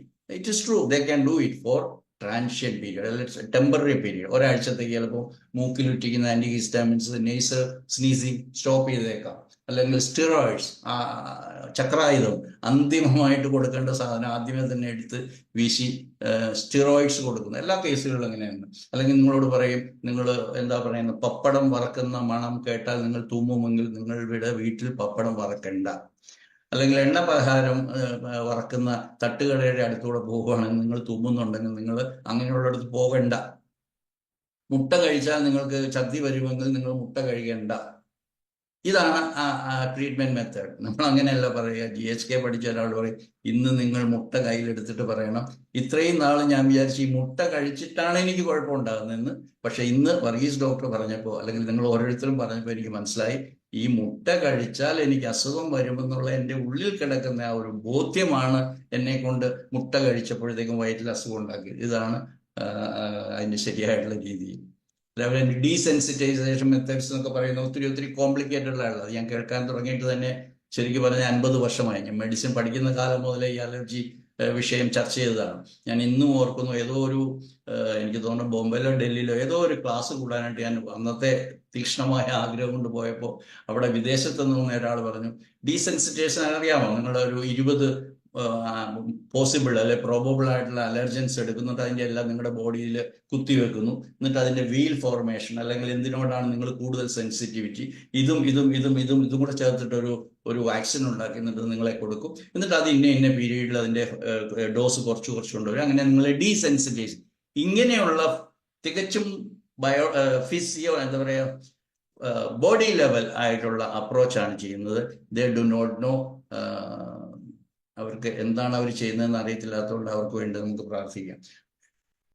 ഈ ഹ്യൂമൻ സിസ്റ്റം ഒരു ബോഡിയാണ് എന്നുള്ള ആ ബോധ്യത്തിൽ നിന്നാണ് ഇങ്ങനെയുള്ള വികലമായിട്ടുള്ള ശാസ്ത്രങ്ങളൊക്കെ പൊന്തി വരികയും തികച്ചും ഇല്ലിറ്ററേറ്റ് ആയിട്ടുള്ളതെന്ന് ഞാൻ പറയാറുണ്ട്. അതായത് മെഡിക്കലി ഇല്ലിറ്ററേറ്റ്. എന്താണ് തിരിച്ചു ചോദിക്കാനുള്ള അവകാശമാണ്. ഡോക്ടർമാരോടൊക്കെ തിരിച്ചു ചോദിച്ചു കഴിഞ്ഞാൽ അവർക്ക് എന്ത് തോന്നും, അതുകൊണ്ട് എന്തുകൊണ്ടാണ് ഡോക്ടറെ എനിക്ക് മാത്രമുള്ളത്, എൻ്റെ ഭാര്യയ്ക്ക് മുട്ട കഴിച്ചാൽ കുഴപ്പമില്ല, അത് നിങ്ങൾ അലർജിക്കാണ്, അങ്ങനെ തിരിച്ചു ചോദിക്കാനുള്ള അവകാശമില്ല. അതുകൊണ്ട് നമ്മൾ പാവപ്പെട്ട മനുഷ്യർ ഇതൊക്കെ അങ്ങോട്ട് വിശ്വസിച്ചുകൊണ്ടിരിക്കുകയാണ്. ഇനി എന്താണ് GHK സംബന്ധിച്ചിടത്തോളം അലർജിയെ കുറിച്ചുള്ള കൺസെപ്റ്റ് എന്താണ്? So allergy is A result from A biological conflict shock experienced in A specific context. ഓരോ രോഗിയും, ഞാൻ കഴിഞ്ഞ ക്ലാസ്സിൽ ഒരു ഉദാഹരണം പറഞ്ഞിരുന്നു. അതായത് ഒരു 6 വർഷമായിട്ട് മിൽക്ക് അലർജിയുള്ള ഒരു ടീച്ചറുടെ കഥ നിങ്ങൾ ഓർക്കുന്നുണ്ടോ എന്നറിയില്ല. അതായത് ഒരു 6 വർഷം മുമ്പ് ഒരു ദിവസം ഈ ടീച്ചർ ക്ലാസ് ഒക്കെ കഴിഞ്ഞിട്ട് ഒരു പ്രത്യേക ടീച്ചറുടെ വീട്ടിലൊരു ഗെറ്റ് ടുഗദർ ഉണ്ട്, ഒരു പാർട്ടിയാണ്. അപ്പോൾ അതിന് വേണ്ടിയിട്ട് എല്ലാവരും കൂടെ അവിടെ ഒത്തുചേരുക. അപ്പോൾ അവിടെ ചെന്നപ്പം ചായയാണ് വെൽക്കം ഡ്രിങ്ക് ആയിട്ട് വെച്ചിരിക്കുന്നത്. അപ്പോൾ ഇന്ന് അതേപോലെ കോസ്റ്റ്ലി ഡ്രിങ്ക്സും ഫ്രൂട്ട് ജ്യൂസും അതൊന്നുമില്ല. അപ്പോൾ എല്ലാവരും ഓരോ ചായ എടുത്ത് ഇങ്ങനെ വളരെ എക്സൈറ്റഡ് ആയിട്ട് സംസാരിക്കണം, ഫ്രണ്ട്സിനെയൊക്കെ കണ്ട് ലൂസ് ടോക്ക് ആണല്ലോ. അപ്പോൾ അതൊക്കെ പറഞ്ഞുകൊണ്ടിരിക്കുന്നത്. അപ്പോൾ ഈ ടീച്ചറുടെ വായിൽ ഒരു ജീവനുള്ള ഒരു സാധനം പിടച്ചു കണ്ടു. നോക്കുമ്പോൾ ഒരു വലിയ ഈച്ച ഈ ചായക്കകത്ത് ഇപ്പോൾ വീണതേ ഉള്ളൂ. കുടിച്ചുകൊണ്ടിരുന്നപ്പോഴായിരിക്കും തൊട്ട് മുമ്പ് എന്തായാലും അത് വായിൽ ഒന്ന് കൂപ്പി ഛർദ്ദിച്ചപ്പോൾ കുടിച്ച ചായ മാത്രമല്ല ഛർദ്ദിച്ചത്, ചിലപ്പോൾ ഉച്ചയ്ക്ക് കഴിച്ച ഭക്ഷണം കൂടെ ഛർദ്ദിച്ചിട്ടുണ്ടാവും. അതിനുശേഷം ടീച്ചർക്ക് ചായ എന്നുള്ള ആ ഒരു കൺസെപ്റ്റിനോട് അലർജിയാണ്. എന്ന് പറഞ്ഞു കഴിഞ്ഞാൽ ചായ എന്ന് പറഞ്ഞാൽ കുടിക്കാൻ പറ്റും. ക്രമേണ അത് കാപ്പി കുടിക്കുമ്പോഴും അതേപോലെയുള്ള സെൻസേഷൻ വരാൻ തുടങ്ങി. ഇത് ശരീരത്തിന്റെ ഡിഫൻസ് മെക്കാനിസം. മോളെ നീ ഇനി അത് കഴിക്കേണ്ട, കാരണം നീ എന്നാലും നീ വല്ലാതെ സഫർ ചെയ്തു എന്നാണ് ശരീരം നമ്മളോട് പറയുന്നത്. അതുകൊണ്ട് അത് ഒഴിവാക്കുക എന്നുള്ളതാണ് പറയുന്നത്. അത് ഡിഫൻസ് മെക്കാനിസമാണ്. ആക്ച്വലി ആ ചായ കുടിച്ചിട്ട് ഈച്ച 6 വർഷം മുമ്പുണ്ടായ ഈച്ച അത് ചത്തിട്ട് എത്രയോ കാലമായി. ആ ചായ പോയിട്ട് പിന്നെ എത്രയോ ചായ ഉണ്ടായി. ഈ ഭൂമിയിലുള്ള മുഴുവൻ ജനങ്ങളും ചായ കുടിക്കുന്നുണ്ട്, കാപ്പി കുടിക്കുന്നുണ്ട്, അവർക്കാർക്കും അസുഖമില്ല. ടീച്ചറുടെ മനസ്സിൽ നിന്ന് ആ ഭയം എടുത്തു മാറ്റണം എന്ന് ഉള്ളതാണ് നമ്മുടെ തെറാപ്പി. So simple. അതിന് മെഡിസിൻ ഒന്നും വേണ്ട, അതിന് മെഡിസിൻ ഒന്നും ആവശ്യമില്ല. അപ്പൊ അതുകൊണ്ട് ഈ പറയുന്ന ആ സംഭവത്തെയാണ് GNM-ന്റെ DHS എന്ന് പറയുന്നത്. ഡിർക്ക് ഹാമർ സിൻഡ്രോം എന്നാണ് അതിന്റെ ഫുൾ പേര്. അതായത് ഡോക്ടർ ഹാമറുടെ പേരാണ് ഡിർക്ക് എന്ന് പറയുന്നത്. അദ്ദേഹം മരിച്ചപ്പോൾ കയ്യിലിരുന്ന് മരിച്ചു, ഒരു വെടി, അതൊക്കെ ചരിത്രം ഞാൻ പറഞ്ഞതാണ്. അതിനുശേഷം അദ്ദേഹത്തിന്റെ ഒരു വെടിയേറ്റ് മകൻ, 19 വയസ്സുള്ള മകൻ മരിച്ച് വീണ്ടും ഒരു 3 മാസം കഴിഞ്ഞപ്പോഴാണ് ഇദ്ദേഹത്തിന് ടെസ്റ്റിക്കിൾസിൽ, വൃഷണത്തിൽ ക്യാൻസർ ഉണ്ടായത്. അങ്ങനെയാണ് അദ്ദേഹം ചിന്തിച്ചത്, എന്തുകൊണ്ട് എൻ്റെ മനസ്സിലുണ്ടായിരുന്ന സങ്കടവും എൻ്റെ ടെസ്റ്റിസിലുണ്ടായ ക്യാൻസറും തമ്മിൽ ബന്ധമുണ്ടോ എന്ന് ചിന്തിച്ച് അദ്ദേഹം ക്യാൻസർ പേഷ്യൻസിന്, തൗസൻഡ്സ് ഓഫ് പേഷ്യൻസ് ഉണ്ടായിരുന്നു, അവരിൽ നടത്തിയ പരീക്ഷണത്തിലൂടെയാണ് അദ്ദേഹം ഈ ഒരു തിയറി അല്ല, ഇറ്റ്സ് റെവലേഷൻ എന്ന് ഞാൻ പറയുന്ന റെവലേഷൻ ജനങ്ങളിലേക്ക് എത്തിച്ചു. അപ്പോൾ ഈ പറയുന്ന കിക്ക് സ്റ്റാർട്ട് ചെയ്യുന്ന, ട്രിഗർ ചെയ്യുന്ന സൈക്കിക് ആയിട്ടുള്ള കോസേഷനാണ് നമ്മൾ പറയുന്നത് DHS എന്ന് പറയുന്നത്. അപ്പോൾ DHS ഉള്ളപ്പോൾ അന്നേരം നമ്മളൊരു കോൺഫ്ലിക്റ്റ് ആക്ടിവിറ്റി സ്റ്റാർട്ട് ചെയ്യുവാണ്. ഫോർ എക്സാമ്പിൾ ഞാനിപ്പോൾ പറഞ്ഞ ഈ ഈച്ചയുടെ കാര്യം, അപ്പോഴും മുതലേ ഭയത്തിലാണല്ലോ. ഒത്തിരി സിംറ്റംസ് ഉണ്ട് ഡ്യൂറിങ് കോൺഫ്ലിക്റ്റ് ആക്ടിവിറ്റി. അപ്പൊ ആ സമയത്ത്, അല്ലെങ്കിൽ ആ ട്രിഗർ ചെയ്ത ആ ഒരു പോയിന്റിൽ അതിന്റെ ചുറ്റുവട്ടത്ത് എന്താണ് ഉണ്ടായിരുന്നത്? മനസ്സിലാണ് ഭയം ഉണ്ടായിരുന്നത്. ചായയോ ഈച്ചയോ അല്ല ഭയം ഉണ്ടാക്കിയത്, അത് ആ വ്യക്തിയുടെ ശക്തി എന്ന് പറയുന്ന സബ് കോൺഷ്യസ് മൈൻഡിലാണ് ഭയം. അപ്പൊ ഇനി ഞാൻ ചായ കുടിച്ചാൽ അതുപോലെ വരുമെന്ന് നമുക്ക് വിശ്വസിച്ചു പോയി. അത് ആ സമയത്ത് തന്നെ എടുത്തു കളയാമായിരുന്നു. അപ്പുറത്തിരിക്കുന്ന ചായയിൽ ഈച്ചയില്ല, അത് കുടിച്ചാൽ എനിക്ക് കുഴപ്പമില്ലെന്ന് പറയാൻ മാത്രം, വിശ്വസിക്കാൻ മാത്രം സ്ട്രോങ് ആയിരുന്നെങ്കിൽ കുഴപ്പമുണ്ടാകത്തില്ലായിരുന്നു. അതിനുശേഷം ആ വ്യക്തി വരുന്നത് 6 വർഷത്തിന് ശേഷം പാലുൽപ്പന്നം, തൈര്, പാല് ചേർത്ത യാതൊരു പേട എന്നൊക്കെ പറയുന്ന സാധനങ്ങൾ, മിൽക്ക് പ്രോഡക്ട്സ് കംപ്ലീറ്റ്ലി അലർജിക് ആണെന്നുള്ള വിശ്വാസത്തിലാണ് ആ പേഷ്യന്റ് 6 വർഷത്തിന് ശേഷം വരുന്നത്. അപ്പൊ അത് മാറ്റിയെടുക്കാനായിട്ട് സാധിക്കേണ്ടതാണ്. അതിന്റെ ഒറിജിനൽ കോസ് പറഞ്ഞത് ആ ഈച്ചയും ഇവരുടെ ഇതുമായിട്ട് ബന്ധം, കണക്ഷൻ അവർ എസ്റ്റാബ്ലിഷ് ചെയ്തിരിക്കുകയാണ്. That's A wrong connection. ആ കണക്ഷൻ ഡിസ്കണക്ട് ചെയ്ത് കഴിഞ്ഞാൽ you are free from that bondage. അനാവശ്യമായിട്ടുള്ള ഒരു ഭാരം, ഒരു രോഗം, ഒരു ഡയഗ്നോസിസ് ജീവിതം മുഴുവൻ കൊണ്ടുവരേണ്ട കാര്യമില്ല എന്നുള്ള അത്രമാത്രം ചിന്തിക്കാനുള്ള ഒരു ബോധം ഒരു ടീച്ചർക്ക് ഉണ്ടാകേണ്ടതാണ്. അതാണ് നമ്മൾ അതിന് GNM തെറാപ്പി എന്ന് പറയും. അങ്ങനെയാണ് അത് ചെയ്തത്.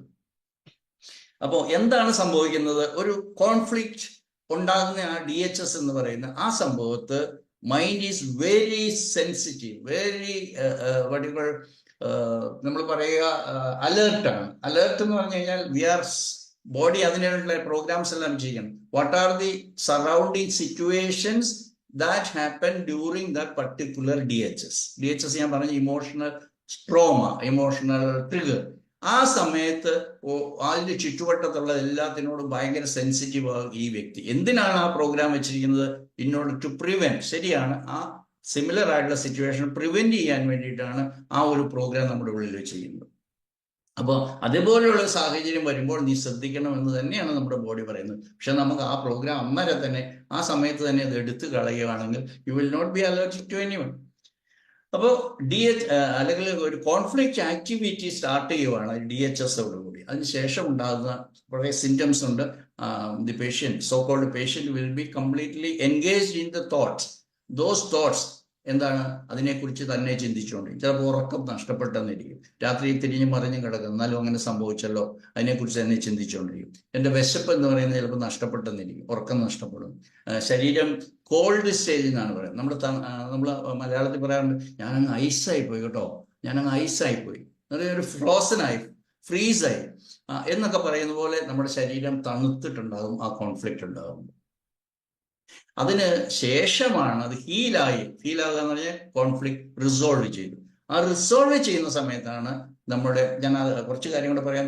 ആദ്യത്തെ സ്റ്റേജിനെ കോൾഡ് ഫേസ് എന്ന് പറയും. കാരണം ആ സ്റ്റേജിൽ നമ്മൾ സിമ്പത്തറ്റിക് നെർവസ് സിസ്റ്റം ഭയങ്കര ആക്റ്റീവാണ്. നെർവസ് സിസ്റ്റം സിമ്പത്തറ്റിക് ആക്റ്റീവ് ആകുന്നത് കൊണ്ടാണ് നമ്മുടെ പെരിഫറൽ ബ്ലഡ് വെസൽസ് എല്ലാം ഷ്രങ്കൺ ആകുന്നു, ബ്ലഡ് സപ്ലൈ കുറയുന്നു, blood supply goes to the vital organs. അപ്പോൾ പെരിഫറൽ വാസോ കൺസ്ട്രിക്ഷൻ വരുന്നു, അപ്പോൾ തൊട്ട് നോക്കിയാൽ തണുത്തിരിക്കുന്നു, അങ്ങനെയുള്ള production. But the patient or so-called individual is able to overcome that situation. അങ്ങനെയാകുമ്പോഴത്തേക്ക് ബോഡി ബിക്കംസ് ഹോട്ട്. അപ്പോൾ നമ്മൾ ചൂടായി, പനി എന്നൊക്കെ പറയുന്നതെല്ലാം അങ്ങനെ സംഭവിക്കുന്നതാണ്. അങ്ങനെ വാം ഫേസിലേക്കാണ് അതിനുശേഷം വരുന്നത്. അപ്പോൾ ഇൻഡിവിജ്വൽ ഈ അലേർട്ട് ആകുന്നതോടുകൂടി അതിന്റെ ചുറ്റുവട്ടത്ത് എന്താണ് ഉണ്ടായിരുന്നത്, അവിടെ ഒരു വ്യക്തി ഉണ്ടാകുന്നത്, ആ വ്യക്തിയെ കാണുമ്പോൾ I am allergic to that individual എന്ന് പറയാം. അതൊരു വിന്റർ ടൈം ആയിരുന്നു, അന്ന് മഞ്ഞുണ്ടായിരുന്നു, എല്ലാം പക്ഷികളും പൂക്കളുണ്ടായിരുന്നു. അതുകൊണ്ട് ആ പൂക്കൾ കാണുമ്പോൾ ഞാൻ വീണ്ടും അത് ഓർമ്മ വരും. ഇങ്ങനെയാണ് അലർജി മുമ്പോട്ട് പോകുന്നത്. അതുകൊണ്ട് യാതൊരു തെളിവുമില്ലാത്ത കുറേ കാര്യങ്ങൾ, പോളൻ അറിയാമല്ലോ, ഫ്ലവേഴ്സിൻ്റെ ഒക്കെ പോളൻ, ഫുഡ്, സ്മെൽ, ഇതൊക്കെ നമ്മളുടെ ബോഡിയുടെ കോഷൻ ആയിട്ട് നമ്മളോട് പറയുവാണ്, നീ അന്ന് ഈ മനസ്സിൽ വേദന അനുഭവിച്ച സമയത്ത് ഈ ഒരു വ്യക്തി ഉണ്ടായിരുന്നു, ഈ ഒരു ഫുഡാണ് നീ കഴിച്ചുകൊണ്ടിരുന്നത്, അതുകൊണ്ട് ഈ ഒരു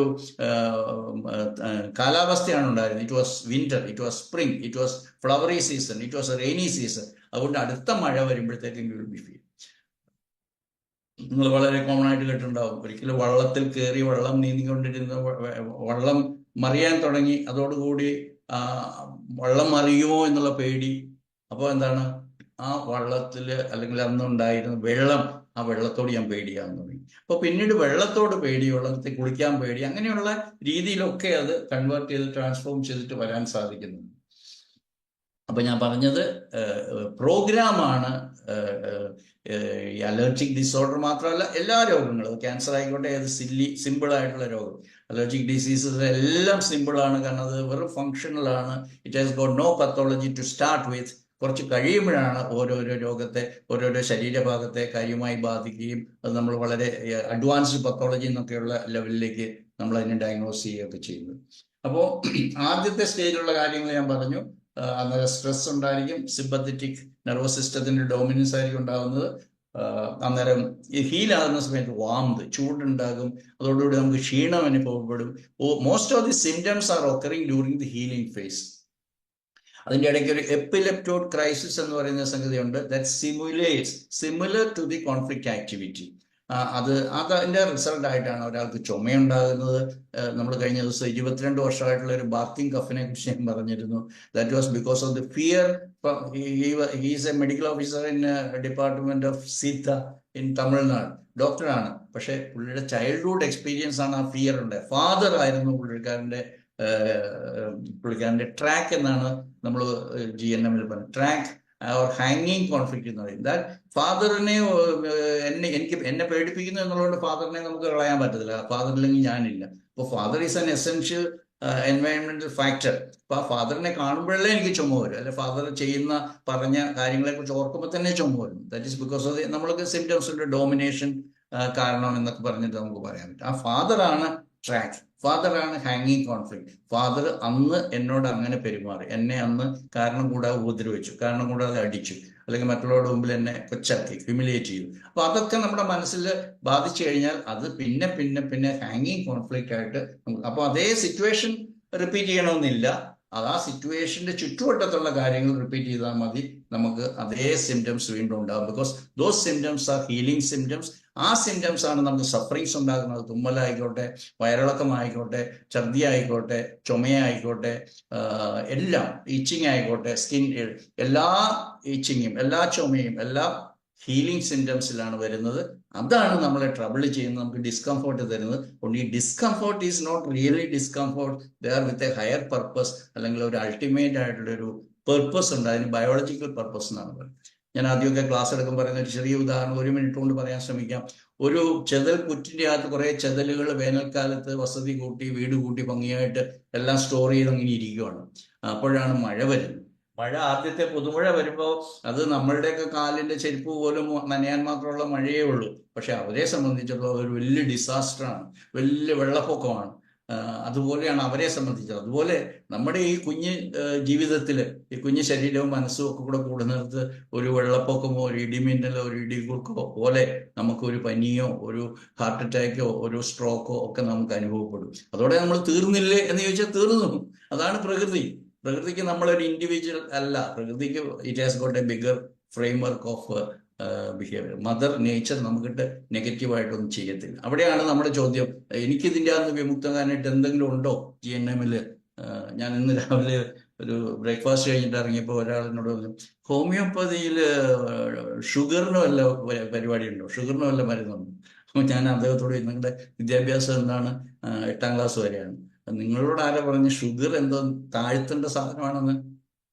ആ ചെടിയിലും ആ ഉറുമ്പിലും ആ എലിയിലും പല്ലിയിലും പാമ്പിലും എല്ലാം ഷുഗർ ഉണ്ട്. ആകാശത്തോടെ പറക്കുന്ന ചെറിയ കിളികൾ മുതൽ വലിയ പക്ഷികൾ, അല്ലെങ്കിൽ മൃഗങ്ങൾ, മത്സ്യങ്ങൾ, വേഴാമ്പൽ, അല്ല വെള്ളത്തിലുള്ള തിമിംഗലങ്ങൾ, എല്ലാവരുടെ ശരീരത്തിലും ഷുഗർ ഉണ്ട്. ഇത് പോയി പരിശോധിക്കുന്ന മണ്ടത്തരം ചെയ്യുന്നത് നമ്മളല്ലേ ഉള്ളൂ. രാവിലെ 7:30 ലാബറട്ടറി പൂക്കുന്നതിന്റെ ഷട്ടർ തുറക്കുന്നിടത്ത് നമ്മൾ ബ്ലഡ് കുത്താനായിട്ട് നിൽക്കുകയാണ്. ഇന്നത്തെ ഷുഗർ എത്രയാണ്? ഇന്നലത്തെ ഇത്രയായിരുന്നു, അതിനേക്കാളും ലേശങ്ങൾ കുറഞ്ഞോന്നറിയാനായിട്ട് ക്യൂ നിൽക്കുന്ന നമ്മളെ പോലെയുള്ള വിഡ്ഢികളേ ഉള്ളൂ. അതിനെക്കുറിച്ച് കൂടുതൽ ഞാൻ പറയുന്നില്ല. അപ്പോൾ പരിശോധനകൾ നടത്തുന്ന നമ്മുടെ ഉള്ളിലുള്ള എല്ലാം അറിയണം പോലും. ഇന്ന് എനിക്ക് ഇത് കുറച്ച് ദൂരെ ഒരാൾ പറഞ്ഞ് ട്രൈഗ്ലിസറൈഡ് കൂടുതലാണ്. ട്രൈഗ്ലിസറൈഡ് കൂടിയാൽ ഹാർട്ട് അറ്റാക്ക് വരും, അല്ലെങ്കിൽ ബ്ലോക്കേജ് വരും. അതുപോലെ എന്തിനാ നിങ്ങൾ ട്രൈഗ്ലിസറൈഡ്? അതുപോലെ ആയിരക്കണക്കിനുള്ള ചേഞ്ചസ് നിങ്ങളുടെ ബോഡിയിൽ ഓരോ നിമിഷവും നടക്കുകയാണ്. അതിനെക്കുറിച്ച് നിങ്ങൾ എന്തിനാണ് വറീഡാകുന്നത്? ഇതെല്ലാം കൺട്രോൾ ചെയ്യുന്ന mother nature nose how much should be your cholesterol, how much should be your PSA, how much should be your SGOT, SGP. ഇതെല്ലാം മോണിറ്റർ ചെയ്യാനുള്ള കഴിവ് നമ്മുടെ ഉള്ളിലുണ്ട്. എല്ലാം നമുക്ക് വേണ്ടിയിട്ട് തന്നെയാണ്. മരിക്കും, നമ്മളൊരു ദിവസം മരിക്കും. അത് ദൈവം തീരുമാനിച്ച സമയത്ത് മരിക്കട്ടെ, ഡോക്ടർമാർ തീരുമാനിച്ച സമയത്തല്ല. അപ്പൊ നമുക്ക് നമ്മുടെ ജീവനെ കുറിച്ചൊക്കെയുള്ള ഒരു അറിവുണ്ടാകട്ടെ. അപ്പോൾ ഞാൻ അവിടെ കുറച്ചുകൂടെ സ്പീഡിൽ പോകണം, കാരണം ഞാൻ തുടങ്ങിയതേ ഉള്ളൂ, പക്ഷെ സമയം ഒത്തിരിയായി.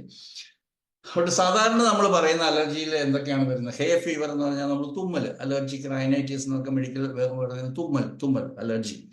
അത് പോളനും ഡസ്റ്റും ഒക്കെ അലർജി ആയിട്ടാണ് പറയുന്നത്. അതിന്റെ കാരണം സ്മെൽ അലർജിയാണ്, സ്മെൽ കോൺഫ്ലിക്റ്റ് ആണ്, അല്ലെങ്കിൽ സ്റ്റിങ്ക് കോൺഫ്ലിക്റ്റ് എന്ന് പറയുന്നത്. Whatever is okay for my nose I will not sneeze, whatever is not okay I will sneeze. Sneezing എന്ന് പറഞ്ഞാൽ എനിക്ക് ഇഷ്ടപ്പെട്ടില്ല മണം, സ്റ്റിങ്ക് ആണ്, ഇറ്റ് സ്റ്റിങ്സ് മീ. അത് എന്നെ ഇറിറ്റേറ്റ് ചെയ്യുന്നത്, എൻ്റെ നോസിനെ ഇറിറ്റേറ്റ് ചെയ്യുന്നത്, എനിക്കത് ഇഷ്ടമില്ല എന്നാണ് അതിൻ്റെ അർത്ഥം. ഇപ്പൊ നല്ല പായസം അടുക്കളയിലുണ്ടാക്കി നമ്മളാരും തുമ്മത്തില്ല. അതേസമയം നല്ല കുത്തം മുളക് ഇട്ട് വറുത്ത് കഴിഞ്ഞാൽ നമ്മളെല്ലാവരും തുമ്മും. എന്തുകൊണ്ടാണെന്ന് വെച്ചാൽ അത് സ്പൈസി ആണെന്നുള്ളത് നമ്മുടെ ബാക്ക് ഓഫ് ദി മൈൻഡ്, നമ്മുടെ സബ് കോൺഷ്യസ് മൈൻഡിൽ റെക്കോർഡ് ആയതുകൊണ്ടാണ്.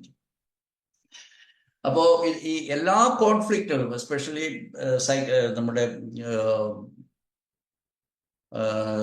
Outer part of the brain control ചെയ്യുന്നതിലാണ്, അല്ലാതെ എൻഡോഡേം കൺട്രോൾഡ് ആയിട്ടുള്ള ടിഷ്യൂസിലല്ല അത് വരുന്നത്. പെരിഫറൽ ആയിട്ടുള്ള ബ്രെയിനിൽ ectoderm controlled tissues, cerebral cortex control ചെയ്യുന്ന ടിഷ്യൂസിലാണ് അത് കൂടുതൽ വരുന്നത്. അതുകൊണ്ട് most common things are smell conflict, stink conflict, separation conflict. അത് ഇച്ചിങ് ഉണ്ടാക്കുന്നതാണ്. അതും ഇന്ന് ടെക്സസിൽ നിന്ന് എൻ്റെ ഒരു സുഹൃത്ത് വിളിച്ചപ്പോൾ പറഞ്ഞു, എൻ്റെ ഗ്രാൻഡ് ഡോട്ടർക്ക് എക്ടോപിക് ഡെർമറ്റൈറ്റിസ് ആ ഡോക്ടറെ. ഇതൊക്കെ നമ്മളെ പഠിപ്പിച്ചു വെച്ചതാണ്, എക്ടോപിക് ഡെർമറ്റൈറ്റിസ് എന്ന് പറയുന്നത്. ആ പേരൊക്കെ അങ്ങ് മാറ്റൂ, ഡെർമറ്റൈറ്റിസ് എന്നുള്ളത് മാറ്റി. ആ കുട്ടി ചൊറിയുന്നു, അത്രേ ഉള്ളൂ. ചൊറിയണം, നമുക്ക് സെപ്പറേഷൻ കോൺഫ്ലിക്റ്റ് ഉണ്ട്. അത് ശരിയാ ഡോക്ടറെ, there was A very very fears അല്ലെങ്കിൽ വെരി സീരിയസ് ആയിട്ടുള്ള സെപ്പറേഷൻ സംഭവിച്ചായിരുന്നു ആ കുഞ്ഞ് ജനിച്ചപ്പോൾ, കുഞ്ഞിനെ കൊണ്ട് അമേരിക്കയിലേക്ക് പോയപ്പോൾ എന്നൊക്കെ ആ ഡോക്ടർ ഇവിടെ ഇരിപ്പുണ്ട്, അതുകൊണ്ട് ഞാൻ കൂടുതൽ പറയുന്നില്ല. ബ്രോങ്കിയൽ ആസ്തമ ഒരു അലർജിയാണെന്നാണ് അലോപ്പതിക്കാർ പറയുന്നത്. ബ്രോങ്കിയൽ ആസ്മ എന്ന് പറയുന്നത് GHKയില് ബ്രോങ്കിയൽ ആസ്മ കോൺസ്റ്റലേഷൻ എന്നാണ്. Constellation means when there are more than 2 conflict അല്ലെ മോർ ദാൻ 1 കോൺഫ്ലിക്ട് ഉള്ളപ്പോഴാണ് കോൺസ്റ്റലേഷൻ എന്ന് പറയുന്നത്. അപ്പോ അത് കൂടുതൽ വിശദീകരിക്കാൻ സമയമില്ല. നമ്മുടെ inspiration and expiration, inhalation and exhalation, ഇത് രണ്ടും കൂടെ ഒരു സീസോ ലൈക്ക് ആക്ഷൻ ആണ് നടക്കുന്നത്. അത് നമ്മുടെ ഫാരിങ്സും ലാരിങ്സും കൂടെയുള്ള ഇൻസ്പിറേഷൻ എക്സ്പിറേഷൻ്റെ മെക്കാനിസത്തിലാണ്. അതെല്ലാം ബ്രെയിൻ കൺട്രോൾഡ് ആണ്, അതെല്ലാം മൈൻഡ് കൺട്രോൾഡ് ആണ്. So when mind has got A causation for that conflict, അത് ടെറിട്ടോറിയൽ ഫിയർ എന്നാണ് പറയുന്നത്. ഒരു ടെറിട്ടോറിയൽ ഫിയർ ഉണ്ടായി കഴിഞ്ഞാൽ that part of the brain will be shut down. പിന്നെ വീണ്ടും ഒരു കോൺഫ്ലിക്റ്റ് ഓഫ് ഫിയർ ഉണ്ടായാൽ the other part of the brain will be shut down. ഒരു പേടി 2 ഉണ്ടായെന്ന് വെച്ച് തീരാനുള്ളതല്ല, പക്ഷെ ചിലപ്പോൾ തീർന്നെന്നും ഇരിക്കും. കോവിഡ് ആണ് പിടിച്ചതെന്ന് പറഞ്ഞാൽ നമ്മൾ ചിലപ്പോൾ ICUവിൽ കിടക്കുമ്പോഴത്തേക്ക് അടുത്ത ഫിയർ വരും. എനിക്ക് അച്ഛനെ കാണാൻ പറ്റത്തില്ല, ഭാര്യയെ കാണാൻ പറ്റത്തില്ല എന്ന് ചോദിച്ചാൽ അടുത്ത പനിയും പേടിയും വരും. അപ്പോഴത്തേക്കും പേടി കൂടുമ്പോൾ തോറും നമ്മുടെ ഈ ചേഞ്ചസ് എല്ലാം വരും, നമ്മൾ മരിച്ചു പോകും. അങ്ങനെയാണ് മരണമൊക്കെ നടക്കുന്നത്. ഇപ്പം ഫിയർ വരും. അപ്പം ഞാൻ അതിനെക്കുറിച്ചൊരു ചെറിയ സമയത്തിനുള്ളിൽ ഒരു ഉദാഹരണം പറയാം. ബ്രോങ്കിയൽ ആസ്മ എന്ന് പറയുന്നതിൻ്റെ പിന്നിൽ പലർക്കും അറിയത്തില്ല. ബ്രോങ്കിയൽ ആസ്മയ്ക്ക് നമുക്ക് മരുന്നുണ്ട് എന്ന് പറഞ്ഞിട്ട് ഹോമിയോപ്പതി ഡോക്ടേഴ്സ് പറയും. അതിനെക്കുറിച്ച് ലേണിംഗ് GNMൽ നിങ്ങൾക്ക് വായിക്കാൻ പറ്റുന്ന ഒരു സംഭവമാണ്. അതായത് ഒരു കുട്ടി പുറത്തൂടെ കളിച്ചു നടന്നപ്പോൾ ഒരു കറുത്ത പട്ടി വന്ന് ചാടി ഈ കുട്ടിയുടെ മേലെ വന്നു. കുട്ടി അന്ന് രാത്രി പനിയും ശ്വാസമുട്ടലും ഒക്കെ ആയിട്ട് കിടന്നു. എന്ന് പറഞ്ഞാൽ എന്താ അർത്ഥം? ചുമച്ചു, അല്ലാതെ രാത്രി ഭയപ്പെട്ടു എന്നാണ് അർത്ഥം. അതിന് ടെറിട്ടോറിയൽ ഫിയർ എന്ന് പറയും. രണ്ടാമത്തെ ദിവസം ആ കുട്ടി ഗാർഡനിൽ കൂടെ നടക്കുമ്പോൾ കറുത്ത പട്ടിയല്ല, പക്ഷെ വേറൊരു പട്ടി വന്നു. അപ്പോൾ ഈ കറുത്ത പട്ടിയുടെ മനസ്സിലുള്ള ഓർമ്മകൾ അവിടെ കിടക്കുന്നത് കൊണ്ട് ഈ കറുത്തതല്ലാത്ത ഒരു പട്ടി വന്നപ്പോഴും ആ കുട്ടി പേടിച്ചു. അപ്പോഴും പനി വന്നു, ആശുപത്രി പോയി, അല്ലെ ശ്വാസം മുട്ടൽ വന്നു, ചുമ വന്നു, ആശുപത്രി പോയി. അപ്പൊ എന്താ ഇന്ന് സംഭവിച്ചത്? ഒരു പട്ടിയെ കണ്ടിരുന്നു. അപ്പോൾ പട്ടി എന്ന് പറയുന്നത് ആ കുട്ടിയുടെ ഒരു അലർജി ആയിട്ട് മാറി. പിന്നെ അവര് പട്ടിയെ കാണുന്നത് ഓക്കെ, പട്ടി വീട്ടിൽ വളർത്തിയാൽ ഉണ്ടാവുന്ന ഫേർ, അതിന്റെ രോമങ്ങൾ അലർജിയാണെന്ന് പറയും. ഒരു അലർജിയിൽ ചെന്ന് നിർത്തിയാലേ അവർക്കൊരു സമാധാനമുള്ളൂ. അപ്പൊ ഈ കുട്ടി ഒരു ദിവസം ഫസ്റ്റ് ഫ്ലോറിൽ ഫാദറിന്റെ മുറിയുണ്ട്. ഫാദർ ഒരു പെയിന്ററാണ്. അപ്പൊ പെയിന്റ് ചെയ്യുമ്പോഴത്തേക്ക് നോക്കുമ്പോഴത്തേക്ക് അപ്പൻ പെയിന്റ് ചെയ്തിരിക്കുന്ന ഒരു ഡോഗിന്റെ പടമാണ്. അപ്പൊ ഈ കുട്ടി വീണ്ടും പേടിച്ചു. കാരണം പട്ടിയെ കുറിച്ചുള്ള പേടി കുട്ടിയുടെ മനസ്സിൽ നിന്ന് പോയില്ല. അപ്പൊ ഈ ഫിഗർ കണ്ടപ്പോഴത്തേക്കും കുട്ടി വീണ്ടും പഠിച്ചു. പേടി തുടങ്ങിയത് പട്ടിയെ കുറിച്ചാണ്. പക്ഷെ വീട്ടില് പനിയായിട്ട് ചുമയായിട്ട് കിടന്ന് ആശുപത്രി കൊണ്ടുപോയപ്പോൾ ചോദിച്ചു, ഇന്ന് എന്താ സംഭവിച്ചത്? അതെ, ഇന്ന് ഫാദർ പെയിന്റ് ചെയ്യുന്നുണ്ടായിരുന്നു. സോ ഈ ആൾക്ക് പെയിന്റ് അലർജി ആയിട്ട് അത് മാറി. I hope you understood this. അന്ന് മുതൽ അയാൾ പെയിന്റ് അലർജിയാണ്. എനിക്ക് പെയിന്റ് അടിക്കുന്നത് പോകാൻ പറ്റത്തില്ല, ഞാൻ ശ്വാസം മുട്ടും. I got you understood. അപ്പൊ ഈ ഗാർഡനിൽ കൂടെ നടക്കുന്ന കുട്ടി സപ്പോസ് ഈ ഇതുണ്ടല്ലോ പീനട്സോ അല്ലെങ്കിൽ കാഷ്യൂ നട്ട്സ് കുറച്ചുകൊണ്ടാണ് നടന്നിരുന്നതെന്ന് സങ്കല്പിക്കുക. അപ്പോ റോഡിൽ കൂടെ ഒരു പട്ടിയെ കണ്ടു. കൊച്ചു വീണ്ടും പേടിച്ചു, ചുമച്ചു, ശ്വാസം മുട്ടലായി, ആശുപത്രിയെ കൊണ്ട്. അപ്പൊ എന്താ ഇന്ന് പ്രത്യേകിച്ച് എന്താ കഴിച്ചത്? ഇന്ന് അവൻ കടല കുറിച്ചായിരുന്നു. അപ്പൊ എന്താണ്, ആ കുട്ടിയെ ഡോക്ടർമാർ ഡയഗ്നോസ് ചെയ്തിരിക്കുന്നു, he's allergic to peanuts or allergic to cashew nuts. അന്ന് മുതൽ ആ കുട്ടിക്ക് ഒരു പീനട്സും കഴിക്കാൻ പറ്റത്തില്ല, because he's allergic to peanuts. I hope you understood. വിശദീകരിക്കുന്നില്ല. ഇങ്ങനെയാണ് ശ്വാസം മുട്ടൽ. ഒന്നിൽ കൂടുതൽ ഭയം, പട്ടിയുടെ ഭയം അവിടെ കിടക്കുന്നു, അത് പോയിട്ടില്ല, എടുത്തു കളഞ്ഞിട്ടില്ല. പട്ടികൾ ഈ ലോകത്തിലെല്ലാം ഉള്ളതാണ്. മോനെ കടിച്ചില്ലല്ലോ. കടിക്കുന്നത് മാത്രമല്ല, പട്ടി വളർത്തുന്ന പട്ടികൾ നല്ല പട്ടികളാണ്, നല്ല പട്ടികളുണ്ട്. മനുഷ്യരെ പോലെ തന്നെ എല്ലാവരും നല്ലവരല്ല, എല്ലാവരും ചീത്തയുമല്ല.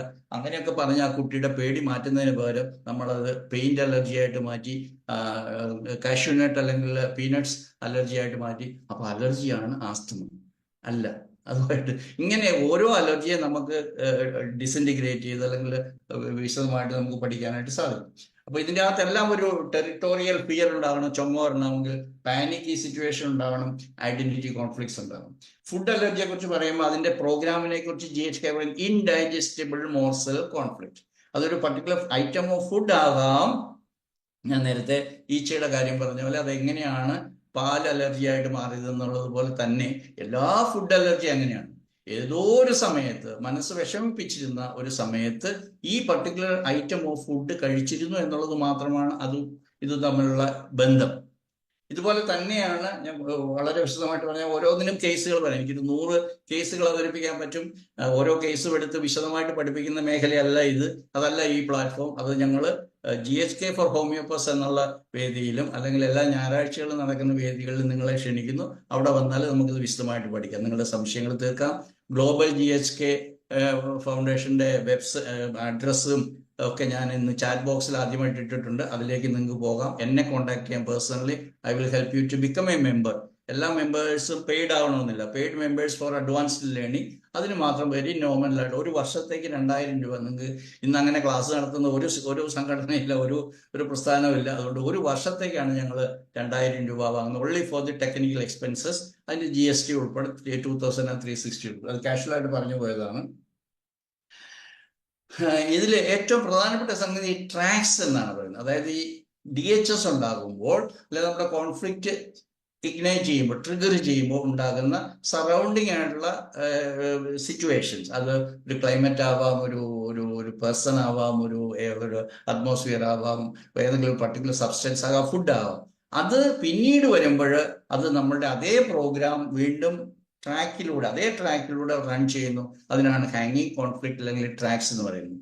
ആൻഡ് GHK പഠിച്ച ഒരാൾക്ക് എന്താണ് നമ്മുടെ ക്രോണിസിറ്റി അല്ലെങ്കിൽ ക്രോണിക് ഡിസീസ് എന്ന് ഹോമിയോപ്പതി ഡോക്ടർമാർ വളരെ വിശദമായിട്ട് പഠിച്ചതിന്റെ മുഴുവൻ എക്സ്പ്ലനേഷനും ഇവിടെ കിട്ടും എന്ന് വിചാരിച്ച് നമ്മൾ പഠിച്ച മെയാസം ഇല്ലാതെയാകുന്നില്ല, സസെപ്റ്റബിലിറ്റി ഇല്ലാതെയാകുന്നില്ല, ഇൻഡിവിജ്വലൈസേഷൻ ഇല്ലാതെ, ഇതെല്ലാം നിലനിർത്തിക്കൊണ്ട് വളരെ ബ്യൂട്ടിഫുൾ ആയിട്ട് എന്തുകൊണ്ട് this particular person reacted in that exaggerated manner എന്നുള്ളത് മനസ്സിലാക്കി കഴിഞ്ഞാൽ നമുക്ക് സോ കോൾഡ് അലർജി എന്ന് വിളിച്ചാലും വിളിച്ചില്ലെങ്കിലും നമുക്ക് ഈ ഒരു പർട്ടിക്കുലർ സെൻസിറ്റിവിറ്റി നമുക്ക് എക്സ്പ്ലെയിൻ ചെയ്യാനായിട്ട് സാധിക്കും.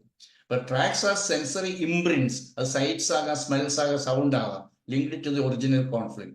Future exposure to the same tracks triggers symptoms even without a conflict. So desensitization only works if the original conflict is resolved and the track re-established or neutralized. GHK എങ്ങനെയാണ് ഇതിനെ കൈകാര്യം ചെയ്യുന്നത്? GHK കൈകാര്യം ചെയ്യുന്നത് വളരെ systematic ആയിട്ടാണെന്ന് ഞാൻ വിശ്വസിക്കുന്നു. ഞാനത് പഠിപ്പിക്കുന്നു. Identity and become conscious of the original DHS and it tracks. അപ്പൊ ട്രാക്സ്, ഇത് കാരണം കൊണ്ടാണ്. ഈ ഫാദറിനെ കാണുമ്പോഴാണ് എനിക്ക് ശ്വാസം മുട്ടൽ വരുന്നത്, അല്ലെങ്കിൽ ഈ ഫാദറിനെ കാണുമ്പോഴാണ് എനിക്ക് ചുമ വരുന്നത്. ഇപ്പൊ ഫാദർ ഇല്ലല്ലോ, ഫാദർ കിലോമീറ്റേഴ്സ് എവേ ആണ് പുള്ളിയുള്ളത്. ഇപ്പൊ പിന്നെ നിങ്ങൾ, പക്ഷെ ആ മെമ്മറീസ് നിങ്ങളുടെ മനസ്സിൽ നിന്ന് എടുത്തു പോയിട്ടില്ല. Forget and forgive. ഫാദർ അല്ലേ, he has got right to scold you, punish you. അതിനെ നിങ്ങൾ ഇപ്പോഴും നിങ്ങൾ വലിയ സംഭവമായിട്ട് എടുക്കുന്നു. ഇല്ല, ഇപ്പൊ ഞാൻ മറന്നു, അതൊക്കെ വിട്ടു, ഞാനിപ്പോ ഒന്നിനും പോകാറില്ല. അതാണ് നിങ്ങളുടെ പ്രശ്നം. നിങ്ങൾ ഒന്നിനും പോകാറില്ല. നിങ്ങൾ അച്ഛനുമായിട്ട് സംസാരിക്കണം, നിങ്ങൾ അച്ഛനോട് ബോധ്യപ്പെടുത്തണം. നിങ്ങൾ അച്ഛനെ കാണാനായിട്ട് ഒരു ഹോളിഡേയ്സിൽ പോകണം, മക്കളെയും കൊച്ചുമക്കളെയും കൂടെ കൂട്ടിക്കൊണ്ട് പോകണം. അച്ഛനോട് യാതൊരു വിധത്തിലുള്ള റിമോഴ്സ് ആയാലും അല്ലെങ്കിൽ ഗ്രഡ്ജ് ആയാലും ഇതൊന്നും നമ്മുടെ മനസ്സിലില്ലെന്ന് അച്ഛനെ ബോധ്യപ്പെടുത്തണം. അച്ഛൻ്റെ ആശ്വാസം കിട്ടും, അച്ഛൻ്റെ സന്തോഷമാകും. ആ പ്രോഗ്രാം ഈസ് റിസോൾവ്. അങ്ങനെയാണ് GNM പറയുന്നത്. അതിന് GHK തെറാപ്പി എന്ന് പറയും, അല്ലെങ്കിൽ റെസൊല്യൂഷൻ എന്ന് പറയും. Resolution has got of course 2 parts. അത് ഞാൻ വീണ്ടും എല്ലാ ക്ലാസ്സിലും പറഞ്ഞിട്ടുണ്ട്. It has got 2 aspects. One is the psychic resolution and above and all most importantly spiritual resolution. കാരണം എൻ്റെ അടുത്ത് വരുന്ന ഓൾമോസ്റ്റ് മജോറിറ്റി ഓഫ് ദി പേഷ്യൻസും റിസോൾവ് ചെയ്യാനായിട്ട് പറ്റുന്നില്ല, because there spirituality is 0 or nil. കാരണം അതുകൊണ്ട് അതിൻ്റെ അപ്പുറം, ഇപ്പോൾ ഒരു മകളുമായിട്ടാണ് ഒരു പ്രശ്നം, അല്ലെ മകനുമായിട്ടാണ്, അച്ഛനുമായിട്ടാണ്, അമ്മയായിട്ടാണ്. ഇതിൽ ഞാൻ അമ്മയെ വിട്ടു ഡോക്ടറെ എൻ്റെ ജീവിതത്തിൽ നിന്ന്. വിടാൻ പാടില്ല. കാരണം നിങ്ങൾ ഇന്ന് ബ്യൂട്ടിഫുൾ ആയിരിക്കുന്നത് നിങ്ങളുടെ മകൾ കാരണമാണ്. നിങ്ങളൊരു ഹാൻസം ആയിരിക്കും നിങ്ങളുടെ അച്ഛൻ്റെ ഹാൻസം അല്ല ഇതുകൊണ്ടാണ്. ഈ അച്ഛൻ്റെ മകനാകാനായിട്ട് നിങ്ങളെ അനുവദിച്ചിരിക്കുന്ന, അല്ലെങ്കിൽ നിങ്ങളെ ഡെസ്റ്റിനി എന്ന് പറഞ്ഞോളൂ, അല്ലെങ്കിൽ അത് ഗോഡാണ് എന്ന് പറയുമ്പോൾ, ഗോഡ് എന്ന് പറയണ്ട, ഭയങ്കര ഈഗോട്ടിസ്റ്റിക് ആയിട്ടുള്ള ഗോഡ് എന്നൊക്കെ പറയുമ്പോൾ ഭയങ്കര ഇതാണ്. ഇതെന്തിനാ ഇത് പറയുന്നത്? അവരുടെ വിശ്വാസം മരണം എന്ന് പറയുന്നതൊക്കെ just like street dogs, stray dogs ഇല്ലേ, മരിച്ചു പോകുന്നത്. അതുപോലെ നമ്മളൊരു ദിവസം മരിക്കും. എന്ത് ആത്മാവ്, എന്ത് അതിലേക്ക് ഞാൻ പോകുന്നില്ല. കോംപ്ലിക്കേറ്റഡ് ആണ്, കോൺട്രവേഴ്സ്യലാണ്, അതിലേക്കൊന്നും ഞാൻ പോകുന്നില്ല.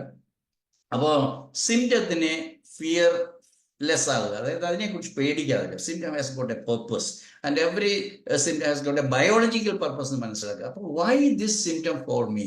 എന്ന് മനസ്സിലാക്കാനായിട്ട് ഒരു ലാബറട്ടറിയിലും പോയി നിങ്ങളുടെ ട്രൈഗ്ലിസറൈഡും കൊളസ്ട്രോളും ഒന്നും ടെസ്റ്റ് ചെയ്യേണ്ട കാര്യമില്ല. യെസ്, ഐ ഫീൽ എല്ലാം ഫിസിക്കലി ബൗണ്ട്, അല്ലെങ്കിൽ ഇതിനെല്ലാം കാരണം ഇതാണ്, ട്രൈഗ്ലിസറൈഡാണ്, കൊളസ്ട്രോൾ വേണ്ടെന്നീ.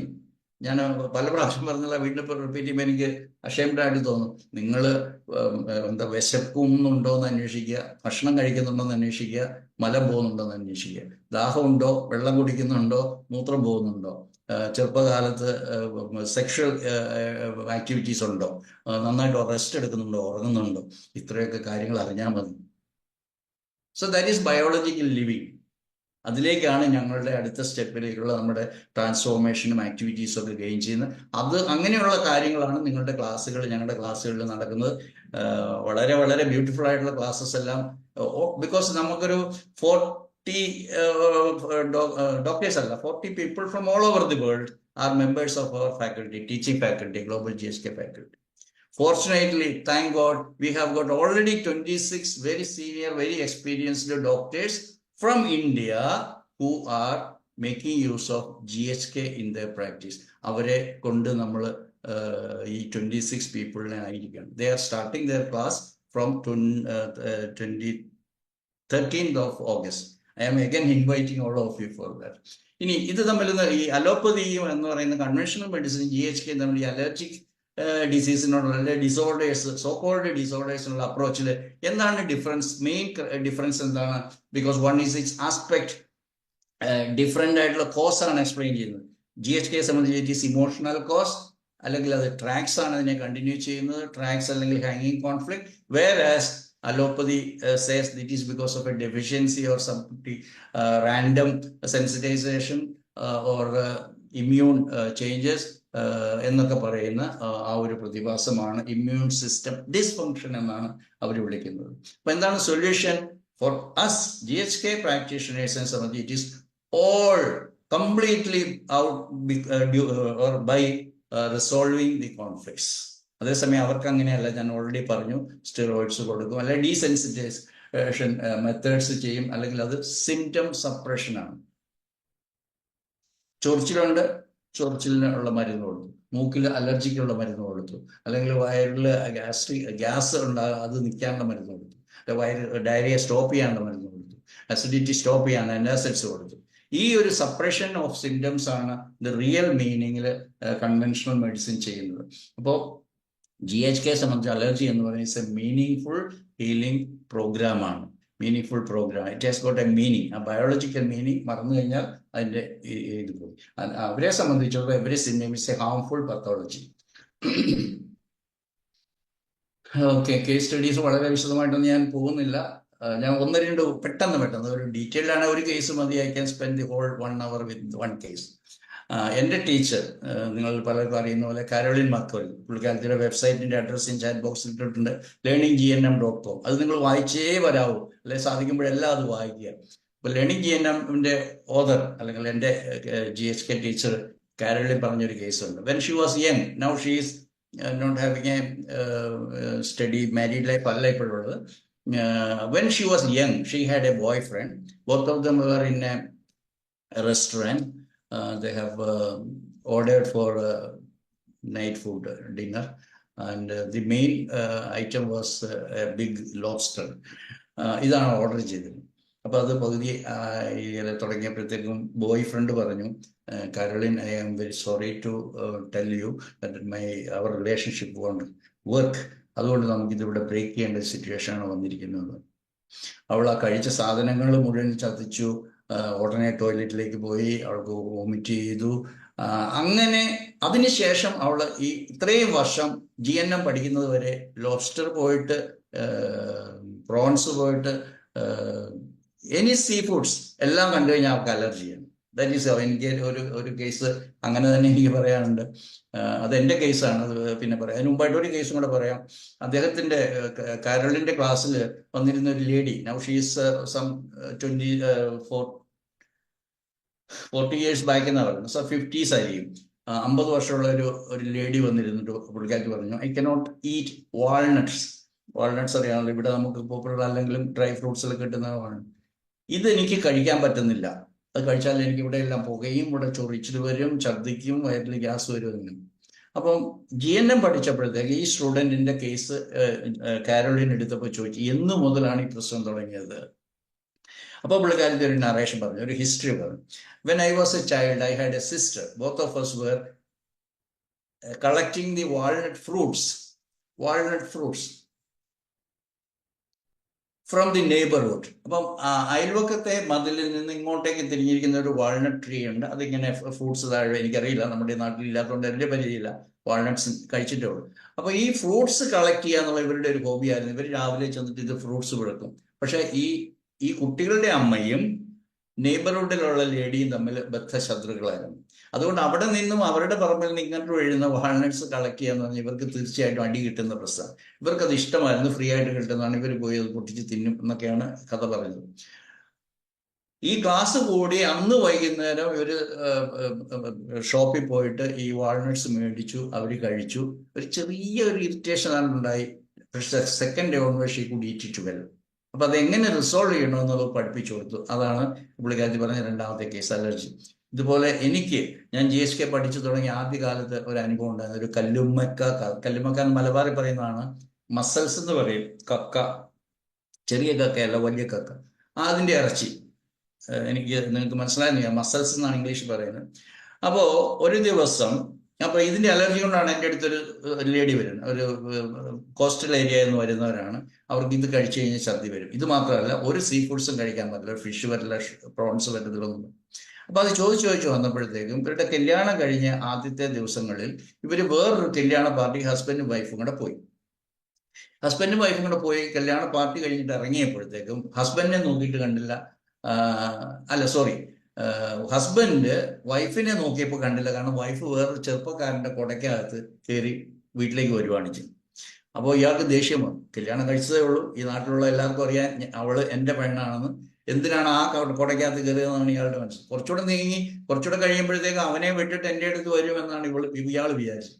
ഇയാൾ വീട്ടിൽ ചെന്ന് കയറിയപ്പോഴത്തേക്കും ആരാടി നീ ആരുടെ കുടയ്ക്കകത്താണ് കയറിയതെന്നൊക്കെ പറഞ്ഞിട്ട് അവിടെ അയാൾ ഭയങ്കര ബഹളം ഉണ്ടാക്കി. ഇവള് പറയാൻ ശ്രമിച്ചു, അയ്യോ ചേട്ടൻ അറിയത്തില്ലേ, അതെൻ്റെ കസിൻ ബ്രദറാണ്, കല്യാണത്തിന് വന്നിട്ടുണ്ടായിരുന്നു, ഓർക്കുന്നില്ലേ? അപ്പോൾ ആരെന്ത് പറഞ്ഞാലും നിനക്കത് ചെയ്യാൻ പാടില്ലായിരുന്നു. ഈ കല്യാണം കഴിച്ചാണ് കെട്ടിയവൻ്റെ കുടയ്ക്കകത്താണ് നീ കയറേണ്ട, അല്ലാതെ വല്ലവൻ്റെയും കുടയ്ക്കകത്തല്ല എന്ന് പറഞ്ഞിട്ട് ഇയാൾ അവിടെ ഒരു കുറച്ച് കറി വെക്കാനായിട്ട് വെച്ചിരുന്ന കല്ലുമ്മക്ക എന്ന് പറഞ്ഞാൽ ഈ പറഞ്ഞ സാധനം നിലത്തെറിഞ്ഞ് പൊട്ടിക്കുകയും ചെയ്തു. ഇവളെ തല്ലുകയും ചെയ്തു. തല്ലി ബോധം കെടുക മീൻസ് അവിടെ താഴെ ഇട്ടു. അന്നു മുതൽ അവൾക്ക് ഈ സാധനം കഴിക്കാൻ പറ്റത്തില്ലെന്ന് മാത്രമല്ല, അവൾക്ക് ഈ പറയുന്ന യാതൊരു സീ ഫുഡ്സും കഴിക്കാൻ പറ്റത്തില്ല. അങ്ങനെ അത് ക്രമേണ അത് ഇത്രയും വർഷം, എനിക്ക് കുറേ വർഷം അനുഭവിച്ചതിന് ശേഷമാണ് എൻ്റെ അടുത്ത് വന്നത്. I could easily, that was my first experience with an allergy case. അങ്ങനെ ധാരാളം എനിക്ക് പറയാനുണ്ട്. മിൽക്ക് അലർജിയുടെ കാര്യം ഞാൻ വിശദമായിട്ട് പറഞ്ഞു. എനിക്ക് വിശാഖപട്ടണത്ത് നിന്നൊരു പേഷ്യൻ്റ് വന്നു. He was a Muslim, but he was an executive in one of the big companies. അപ്പോൾ അവിടെ ഒരു ബോർഡ് മീറ്റിംഗ് കൂടുകയാണ്. അപ്പോൾ ഇത് ആദ്യമേ കഥ പറഞ്ഞാൽ ശരിയാകത്തില്ല, കഥ പറയാൻ ഞാൻ വളരെ പൂറാണ്. അപ്പോൾ ഇയാൾ എൻ്റെ അടുത്ത് വന്നത് AC അലർജിയാണ്. ഡോക്ടറെ AC ഒന്ന് ഓഫ് ചെയ്യാമെന്ന് പറഞ്ഞിട്ടാണ് പുള്ളി വരുന്നത്. ഇതൊന്ന് ഓഫ് ചെയ്യാമോ ഡോക്ടർ? അതിൻ്റെ കാരണം എനിക്ക് AC-യിൽ ഇരുന്ന ശ്വാസം മുട്ടും, അതാണ് കാരണം. അപ്പം ഞാൻ ചോദിച്ചു ഒരു 10 വർഷത്തെ കഥ പറയാം. 10 വർഷത്തിന് മുമ്പ് എനിക്കൊരു കുഴപ്പമില്ലായിരുന്നു. 10 വർഷം കൊണ്ട് ഞാൻ സിനിമാ തിയേറ്ററിൽ പോകാറില്ല, ഒരു AC കാറിൻ്റെ അകത്ത് AC ഇടാറില്ല. വീട്ടുകാർക്കൊക്കെ AC വേണം, പക്ഷെ ഞാൻ ഇടാറില്ല. എന്താണെന്ന് ചോദിച്ചപ്പോൾ അയാൾ പറഞ്ഞ കഥയാണ് ഞാൻ പറഞ്ഞു തുടങ്ങിയത്. അതായത് അയാളുടെ ഓഫീസിൽ ഒരു ബോർഡ് മീറ്റിംഗ് നടക്കണം ഒക്കേഷണലി. അപ്പോൾ ഇതിൻ്റെ ബോസ് ദൂരെ നിന്ന് വന്നിരിക്കുകയാണ്. പക്ഷേ ഇയാളുടെ വശത്ത് നിന്ന് എന്തോ മിസ്റ്റേക്ക് കണ്ടുപിടിച്ചിട്ട് ഇയാളെ 8 പേരുണ്ടായിരുന്നു, 8 പേരുടെ മുമ്പിൽ എണീറ്റ് നിർത്തിയിട്ട് ഇയാളെ ഫയർ ചെയ്തു. അയാൾ അത്രേ ഓർക്കുന്നുള്ളൂ. വളരെ മോശമായിട്ട് സംസാരിച്ചു. അയാൾക്ക് ഭീഷണി, ത്രട്ട്, എല്ലാ ഭീഷണികളും നടത്തി. അയാൾക്ക് ബോധം പറയുന്നതായിട്ടൊരു ബ്ലാക്ക് ഔട്ട് ഉണ്ടായി. അയാൾ അവിടെ ഇരുന്നത് മാത്രം ഓർക്കുന്നുണ്ട്. മണിക്കൂറുകൾ കഴിഞ്ഞോ മിനിറ്റുകൾ കഴിഞ്ഞോ എന്ന് അറിയത്തില്ല. അയാൾ കണ്ണു തുറക്കുമ്പോൾ ആ AC റൂമും ആ റൂമിൽ എലോൺ ആയിട്ടിരിക്കുന്ന വ്യക്തി ഇയാളെ കുറിച്ച് മാത്രമേ അറിയത്തുള്ളൂ. അന്ന് മുതൽ അയാൾക്ക് AC, കാരണം ആ മുറിയിലെ തണുപ്പാണ് അയാളെ അതിൻ്റെ കോണ്ടെക്സ്റ്റ് ആയിട്ട് അല്ലെങ്കിൽ ഹാങ്ങിങ് കോൺഫ്ലിക്റ്റ് ആയിട്ട് അയാൾക്ക്. പിന്നീട് എവിടെ AC കണ്ടു കഴിഞ്ഞാൽ അയാൾക്ക് ആ ഭീകരമായിട്ടുള്ള ഓർമ്മ മനസ്സിൽ നിൽക്കുകയാണ്. ഇതാണ് അലർജി എന്ന് പറയുന്ന പ്രതിഭാസത്തിന് ടിപ്പിക്കലായിട്ടുള്ള ഒരു കേസ്. ഞാൻ കൂടുതൽ പറയുന്നില്ല. അപ്പോൾ അലർജിക് ഡിസോർഡേഴ്സ് എന്ന് പറയുന്നത് മീനിങ് ഫുൾ ബയോളജിക്കൽ റെസ്പോൺസ് ആണെന്നുള്ളതാണ് ഇന്നത്തെ എനിക്ക് നിങ്ങളോട് പറയുവാനുള്ള സന്ദേശം. നമുക്ക് സമയമുണ്ടെങ്കിൽ ഡിസ്കഷൻ വയ്ക്കാം. ജെയ്സ് കോഫേഴ്സ് conflict based understanding and resolution pathway, ഇതൊക്കെ നമ്മുടെ ഹോമിയോപ്പതി അനുസരിച്ച് they are all psoric complaints, അല്ല സോറിക് കണ്ടീഷൻസ് ആണ്. അതിനൊന്നും മെഡിസിൻ ആവശ്യമില്ല. ചിലർ എന്നോട് ദേഷ്യപ്പെടും. ഇന്നും എന്നോട് എൻ്റെ സുഹൃത്തായ ഡോക്ടർ ചോദിച്ചു, ഇപ്പൊ ഡോക്ടർ ഹോമിയോപ്പതി ഒന്നും കൊടുക്കുന്നില്ലേ ആർക്കും? ഞാൻ പറഞ്ഞു 100% of my cases I'm giving. Without medicine also I can manage bulk of അല്ലെങ്കിൽ considerable amount of percentage of my cases എന്ന് എനിക്ക് വിശ്വാസമുള്ള ഒരാളാണ്. I will give medicine. അത് ചിലപ്പോൾ സൈക്കിളൊക്കെ ആയിരിക്കും, അത് നിങ്ങൾക്കറിയാം. GSK offers a conflict-based understanding and result. The key is awareness. എന്താണ് നിങ്ങൾ ചികിത്സിക്കുന്നത്, എന്താണ് നിങ്ങളുടെ മുമ്പിലിരിക്കുന്ന രോഗിയുടെ പ്രശ്നം എന്ന് നിങ്ങൾ മനസ്സിലാവാതെ നിങ്ങളൊരു പ്രാക്ടീഷണർ ഓഫ് മെഡിസിൻ ആണെന്ന് പറയുന്നത് you are fooling yourself and the person or the world in full. നിങ്ങൾ ഇന്ന് വലിയ വലിയ എന്താ പറയുക bigger purpose, higher purpose of existence ആണ് നിങ്ങളുള്ള. Because you are doctors. Doctors ജനങ്ങളെ ഫൂൾ ചെയ്യാൻ ഒരിക്കലും പാടില്ല. യു വിൽ നോട്ട് ഇംപ്രൂവ് ചെയ്യത്തില്ല. നിങ്ങൾ ജനങ്ങളോട് ജനങ്ങളുടെ വശത്തു നിന്ന് ചിന്തിക്കുക, എന്താണ് നിങ്ങളുടെ സഫറിങ്സ് എന്ന് പറഞ്ഞ് മനസ്സിലാക്കുക. ചിലപ്പോൾ മരുന്ന് വേണ്ടായിരിക്കും, അല്ലെങ്കിൽ അവർക്ക് ഈ പ്ലാസിബോ എഫക്റ്റ് ഉണ്ട്, you can give medicine, no problem. അതിന് നിങ്ങൾ പണം പേടിക്കുന്നതിനും കുഴപ്പമൊന്നുമില്ല. നിങ്ങൾ എന്ത് കൊടുത്തിട്ടാണ്? It is because of your knowledge that you are getting the revenue. അതിന് യാതൊരു കുറ്റബോധം ഉണ്ടാകേണ്ട. കാരണം that is your purpose of existence. അത് നിങ്ങൾ ചെയ്യണം, ഭംഗിയായിട്ടിരിക്കണം. ഈ ലോകത്തിൽ നിന്നും പൂർണ്ണമായും രോഗത്തെക്കുറിച്ചുള്ള ഭയം ഇല്ലാതാക്കുക എന്നുള്ളതാണ് ഞങ്ങളുടെ ലക്ഷ്യം. ഞങ്ങളുടെ ബഹുമാനപ്പെട്ട മെന്റർ അജോയ് കുറുപ്പ് കൂടിയുണ്ട്. ഞങ്ങളുടെ ഒത്തിരി ഫ്രണ്ട്സ് ഇതിലൂടെയുണ്ട്. എല്ലാവരെയും അഡ്രസ്സ് ചെയ്യാനുള്ള സമയമില്ല. എല്ലാവരുടെയും സഹായത്തോടെയാണ്, ദൈവത്തിന്റെ അനുഗ്രഹത്തോടു കൂടിയാണ് ഇത് മുന്നോട്ട് പോകുന്നത്. വളരെ ഭംഗിയായിട്ട് മുന്നോട്ട് പോകുന്നുണ്ട്. അതുകൊണ്ട് നിങ്ങളോട് എല്ലാവരോടും പറയാനുള്ളത്, try to learn. There are no diseases. നിങ്ങൾക്ക് എൻ്റെ ഒരു വീഡിയോ കിടപ്പുണ്ട്. ഡിസീസ് എന്ന് പറയുന്നത് ഒരു റോങ് കൺസെപ്റ്റാണ്. നിങ്ങളുടെ മനസ്സിൽ നിന്ന് ഡിസീസിനെ കുറിച്ചുള്ള ആ ഒരു നെഗറ്റീവ് ഇമ്പാക്റ്റ് മാറ്റി വെച്ച് കഴിഞ്ഞ് you can live happily. There are no disease. Any number of cases I can explain. അങ്ങനെ ഉള്ള ഒരു പ്ലാറ്റ്ഫോം അല്ല ഇത്. അതുകൊണ്ട് നിങ്ങളോട് പറയുന്ന you learn GHK, then try to understand your own health. ചിലരൊക്കെ പറയുമ്പോൾ ഡോക്ടർ എനിക്ക് സ്ട്രോക്ക് വന്നു, ഡോക്ടർ എനിക്ക് ഹാർട്ട് അറ്റാക്ക് വന്നു എന്നൊക്കെ പറയുന്നത് കേൾക്കുമ്പോൾ സങ്കടം കൊണ്ടാണ് പറയുന്നത്. നിങ്ങൾ പഠിക്കൂ. അതാണ് എനിക്ക് നിങ്ങളോട് പറയാനുള്ള മെസ്സേജ്. അനിത ഡോക്ടറെ വലിയ സന്തോഷത്തോട് നന്ദിയോടും കൂടി ഓർക്കുകയാണ്. കാണാനെന്ന് വെച്ചാൽ അനിത ഡോക്ടറെ ഏറ്റെടുത്തത് വലിയൊരു വെല്ലുവിളിയാണ്. കാരണം കുറേ വർഷങ്ങളായിട്ട് ഞാൻ ഈ GSK പഠിക്കാൻ തുടങ്ങിയ 2013 മുതലാണ്. അന്ന് മുതലേ ഞാനിതിപ്പോൾ ക്ലാസ് എടുത്തേ തുടങ്ങിയ ആളാണ്. അന്ന് മുതലേ ഈ പറയുന്ന ശബ്ദം നിശബ്ദമാക്കുക എന്നുള്ളതായിരുന്നു. ഇന്ന് ISK എന്ന് പറയുന്നത് എൻ്റെ സംഘടന, ഞങ്ങളുടെ സംഘടന, നമ്മുടെ സംഘടനയുടെ ടീച്ചിങ് ഫാക്കൽറ്റി ആയിരുന്ന ഡോക്ടർ അനിത തന്നെയാണ് അത് ലീഡർഷിപ്പ് എടുത്തിരിക്കുന്നത്, പഠിപ്പിക്കാനായിട്ട് തയ്യാറായിട്ട്. എന്ന് ഞാൻ ചോദിക്കും, ഡോക്ടർ എങ്ങനെയാണ് ഫീഡ്ബാക്ക്? എല്ലാവർക്കും ആവശ്യമുണ്ട് ഡോക്ടറെ എന്ന് അറിയുന്നതുകൊണ്ട് ഞാൻ വരുന്നത്. If it is not there, somebody else will take up this responsibility എന്ന് വിശ്വസിക്കുന്ന ആളാണ്. അതുകൊണ്ട് അനിതയോട് നന്ദി പറയുകയാണ്. അപ്പോൾ 5 ബയോളജിക്കൽ ലോസിന്റെ നോളജ് ഉണ്ടായിരിക്കണം. അതാണ് ഫണ്ടമെന്റൽ പ്രിൻസിപ്പിൾസ് ഓഫ് GHK. അത് നിങ്ങൾ പഠിച്ചേ തീരൂ. അവിടെയാണ് നിങ്ങൾക്ക് synchronicity of mind, psyche, brain and body നിങ്ങൾ പഠിക്കുന്നത്. അവിടെയാണ് നിങ്ങൾ ബയോളജിക്കൽ പർപ്പസ് പഠിക്കുന്നത്. അവിടെയാണ് നിങ്ങൾ ഹോൾ പ്രോഗ്രാം പഠിക്കുന്നത്. There are no diseases, only programmes. ആ പ്രോഗ്രാംസ് പഠിക്കുക എന്നുള്ളത് നിങ്ങൾ ഒരു പ്രാക്ടീഷ് ആണെങ്കിൽ നിങ്ങൾ അറിഞ്ഞിരിക്കണം. പ്രാക്ടീഷ് ആണോന്നില്ല. If you are a father, if you are a husband, if you are a mother, നിങ്ങൾ പഠിച്ചേ തീരൂ. നിങ്ങളുടെ കുട്ടിക്ക് പനി വന്നു. ഇന്ന് ഞാൻ നേരത്തെ കുറെ ദൂരെ നിന്നൊരു പേഷ്യന്റ് വന്നിരുന്നു. അദ്ദേഹം പറഞ്ഞാണ്, ഞങ്ങൾക്ക് 4 മക്കളാണുള്ളത്, അല്ല 3 മക്കള്. അതിൽ ഇളയവളാണ് കൊണ്ടുവന്നത്. എന്ത്? അവള് പനി കൊണ്ടുവന്നു, പിന്നെ ഞങ്ങൾക്കെല്ലാം തന്നു. അങ്ങനെ ഒരു കൊടുക്കലും വാങ്ങലും താരലൊന്നും ഇല്ല. അത് നിങ്ങൾ മനസ്സിലാക്കൂ. Nobody can make another one sick because of some exhalation, some aerosols coming from the nose, coming from the throat. അയ്യോ, അതിൽ വൈറസ് ഉണ്ടായിരുന്നു. ആ വൈറസ് തന്നെ 80 കിലോ ഉണ്ട്. അയാളെ തൂക്കിയപ്പോൾ 80 കിലോ തൂക്കം ഉണ്ടായിരുന്നു. 80 കിലോ തൂക്കമുള്ള ഒരാളെ അവള് കൊണ്ടുവന്ന മൂക്കിലൂടെ വന്ന വിസർജ്യം, അല്ലെങ്കിൽ അതിലുണ്ടായിരുന്ന എയറോസോൾ, അതിൻ്റെ അകത്തുണ്ടായിരുന്ന വൈറസ്. വൈറസിന് എത്ര ഗ്രാം തൂക്കമുണ്ട്? നാനോഗ്രാം. അത് എന്നെ രോഗിയാക്കി എന്നാണ് ഞാൻ വിശ്വസിക്കുന്നത്. എന്തൊരു ഫോളിഷ്നസ്. നമ്മളത് പഠിച്ചു പോയത് കൊണ്ടാണ്. ഞാൻ ആരെയും കുറ്റപ്പെടുത്തുക, കളിയാക്കുകയല്ല ചെയ്യുന്നത്. നമ്മളത് പഠിച്ചു പോയി. അപ്പൊ അൺലേൺ ചെയ്യുക, എന്നിട്ട് റീലേൺ ചെയ്യുക. It is high time that you have to. ഞാൻ എൻ്റെ ഫസ്റ്റ് ക്ലാസ്സിൽ പറഞ്ഞ it is high time for you to divorce. ഹോമിയോപ്പതിക്കാരോടാണ് പാവപ്പെട്ട ഒരു പെൺകുട്ടി അറിയത്തില്ലാത്ത പ്രായത്തിൽ വളരെ യോഗ്യതയില്ലാത്ത ഒരാളുമായിട്ട് ഒരു മാരേജ് നടത്തി, ചൈൽഡ് മാരേജ് എന്നൊക്കെ പറയത്തില്ലേ. But now it is time that you know it is very good that you take a divorce and get remarried to GHK. And GHK and homeopathy can take this world to the topmost position. Thus, it can become the number one leading treatment methodology in this world. അപ്പോൾ freedom from the fear of disease ആണ് നമ്മുടെ ലക്ഷ്യം. സമയം ഒത്തിരി കഴിഞ്ഞു പോയി. സാധാരണ കുറച്ചുകൂടെ മുമ്പെയൊക്കെ നിർത്തി കുറച്ച് ചർച്ചയ്ക്കൊക്കെ വിളിക്കേണ്ടതാണ്. അവിടെ ഞാൻ പറഞ്ഞൊക്കെ ഒന്നുകൂടെ നിങ്ങളുടെ മനസ്സിൽ കൊണ്ടുവരണം. Freedom from the fear of disease ആണ്. ഡിസീസിനെ കുറിച്ച് നിങ്ങൾ പേടിക്കുകയേ വേണ്ട.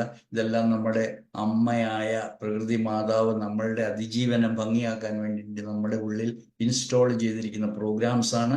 അതനുസരിച്ചാണ് നമ്മൾ ലക്ഷണങ്ങൾ പ്രൊഡ്യൂസ് ചെയ്യുന്നത്. ഈ ലക്ഷണങ്ങൾക്കൊക്കെ ഒരു മീനിങ് ഉണ്ട്. അത് ഞാൻ ആദ്യത്തെ ക്ലാസ് പറഞ്ഞാൽ they are all based on 5 biological laws of nature. ഇത്രയും പറഞ്ഞ് ഞാൻ നിർത്തുകയാണ്. ഞാൻ അനിത ഡോക്ടർ ഒന്ന് മോണിറ്റർ ചെയ്തേ, എന്നിട്ട് ആർക്കെങ്കിലും ഒക്കെ ഹാൻഡ് റൈസ് ചെയ്യാം, ചോദിക്കാം. സാറിന്റെ അടുത്ത് എന്തെങ്കിലും സംശയം ഉണ്ടെങ്കിൽ ചോദിക്കാം. Good evening sir. Good evening. ശിവശങ്കരനാണ്.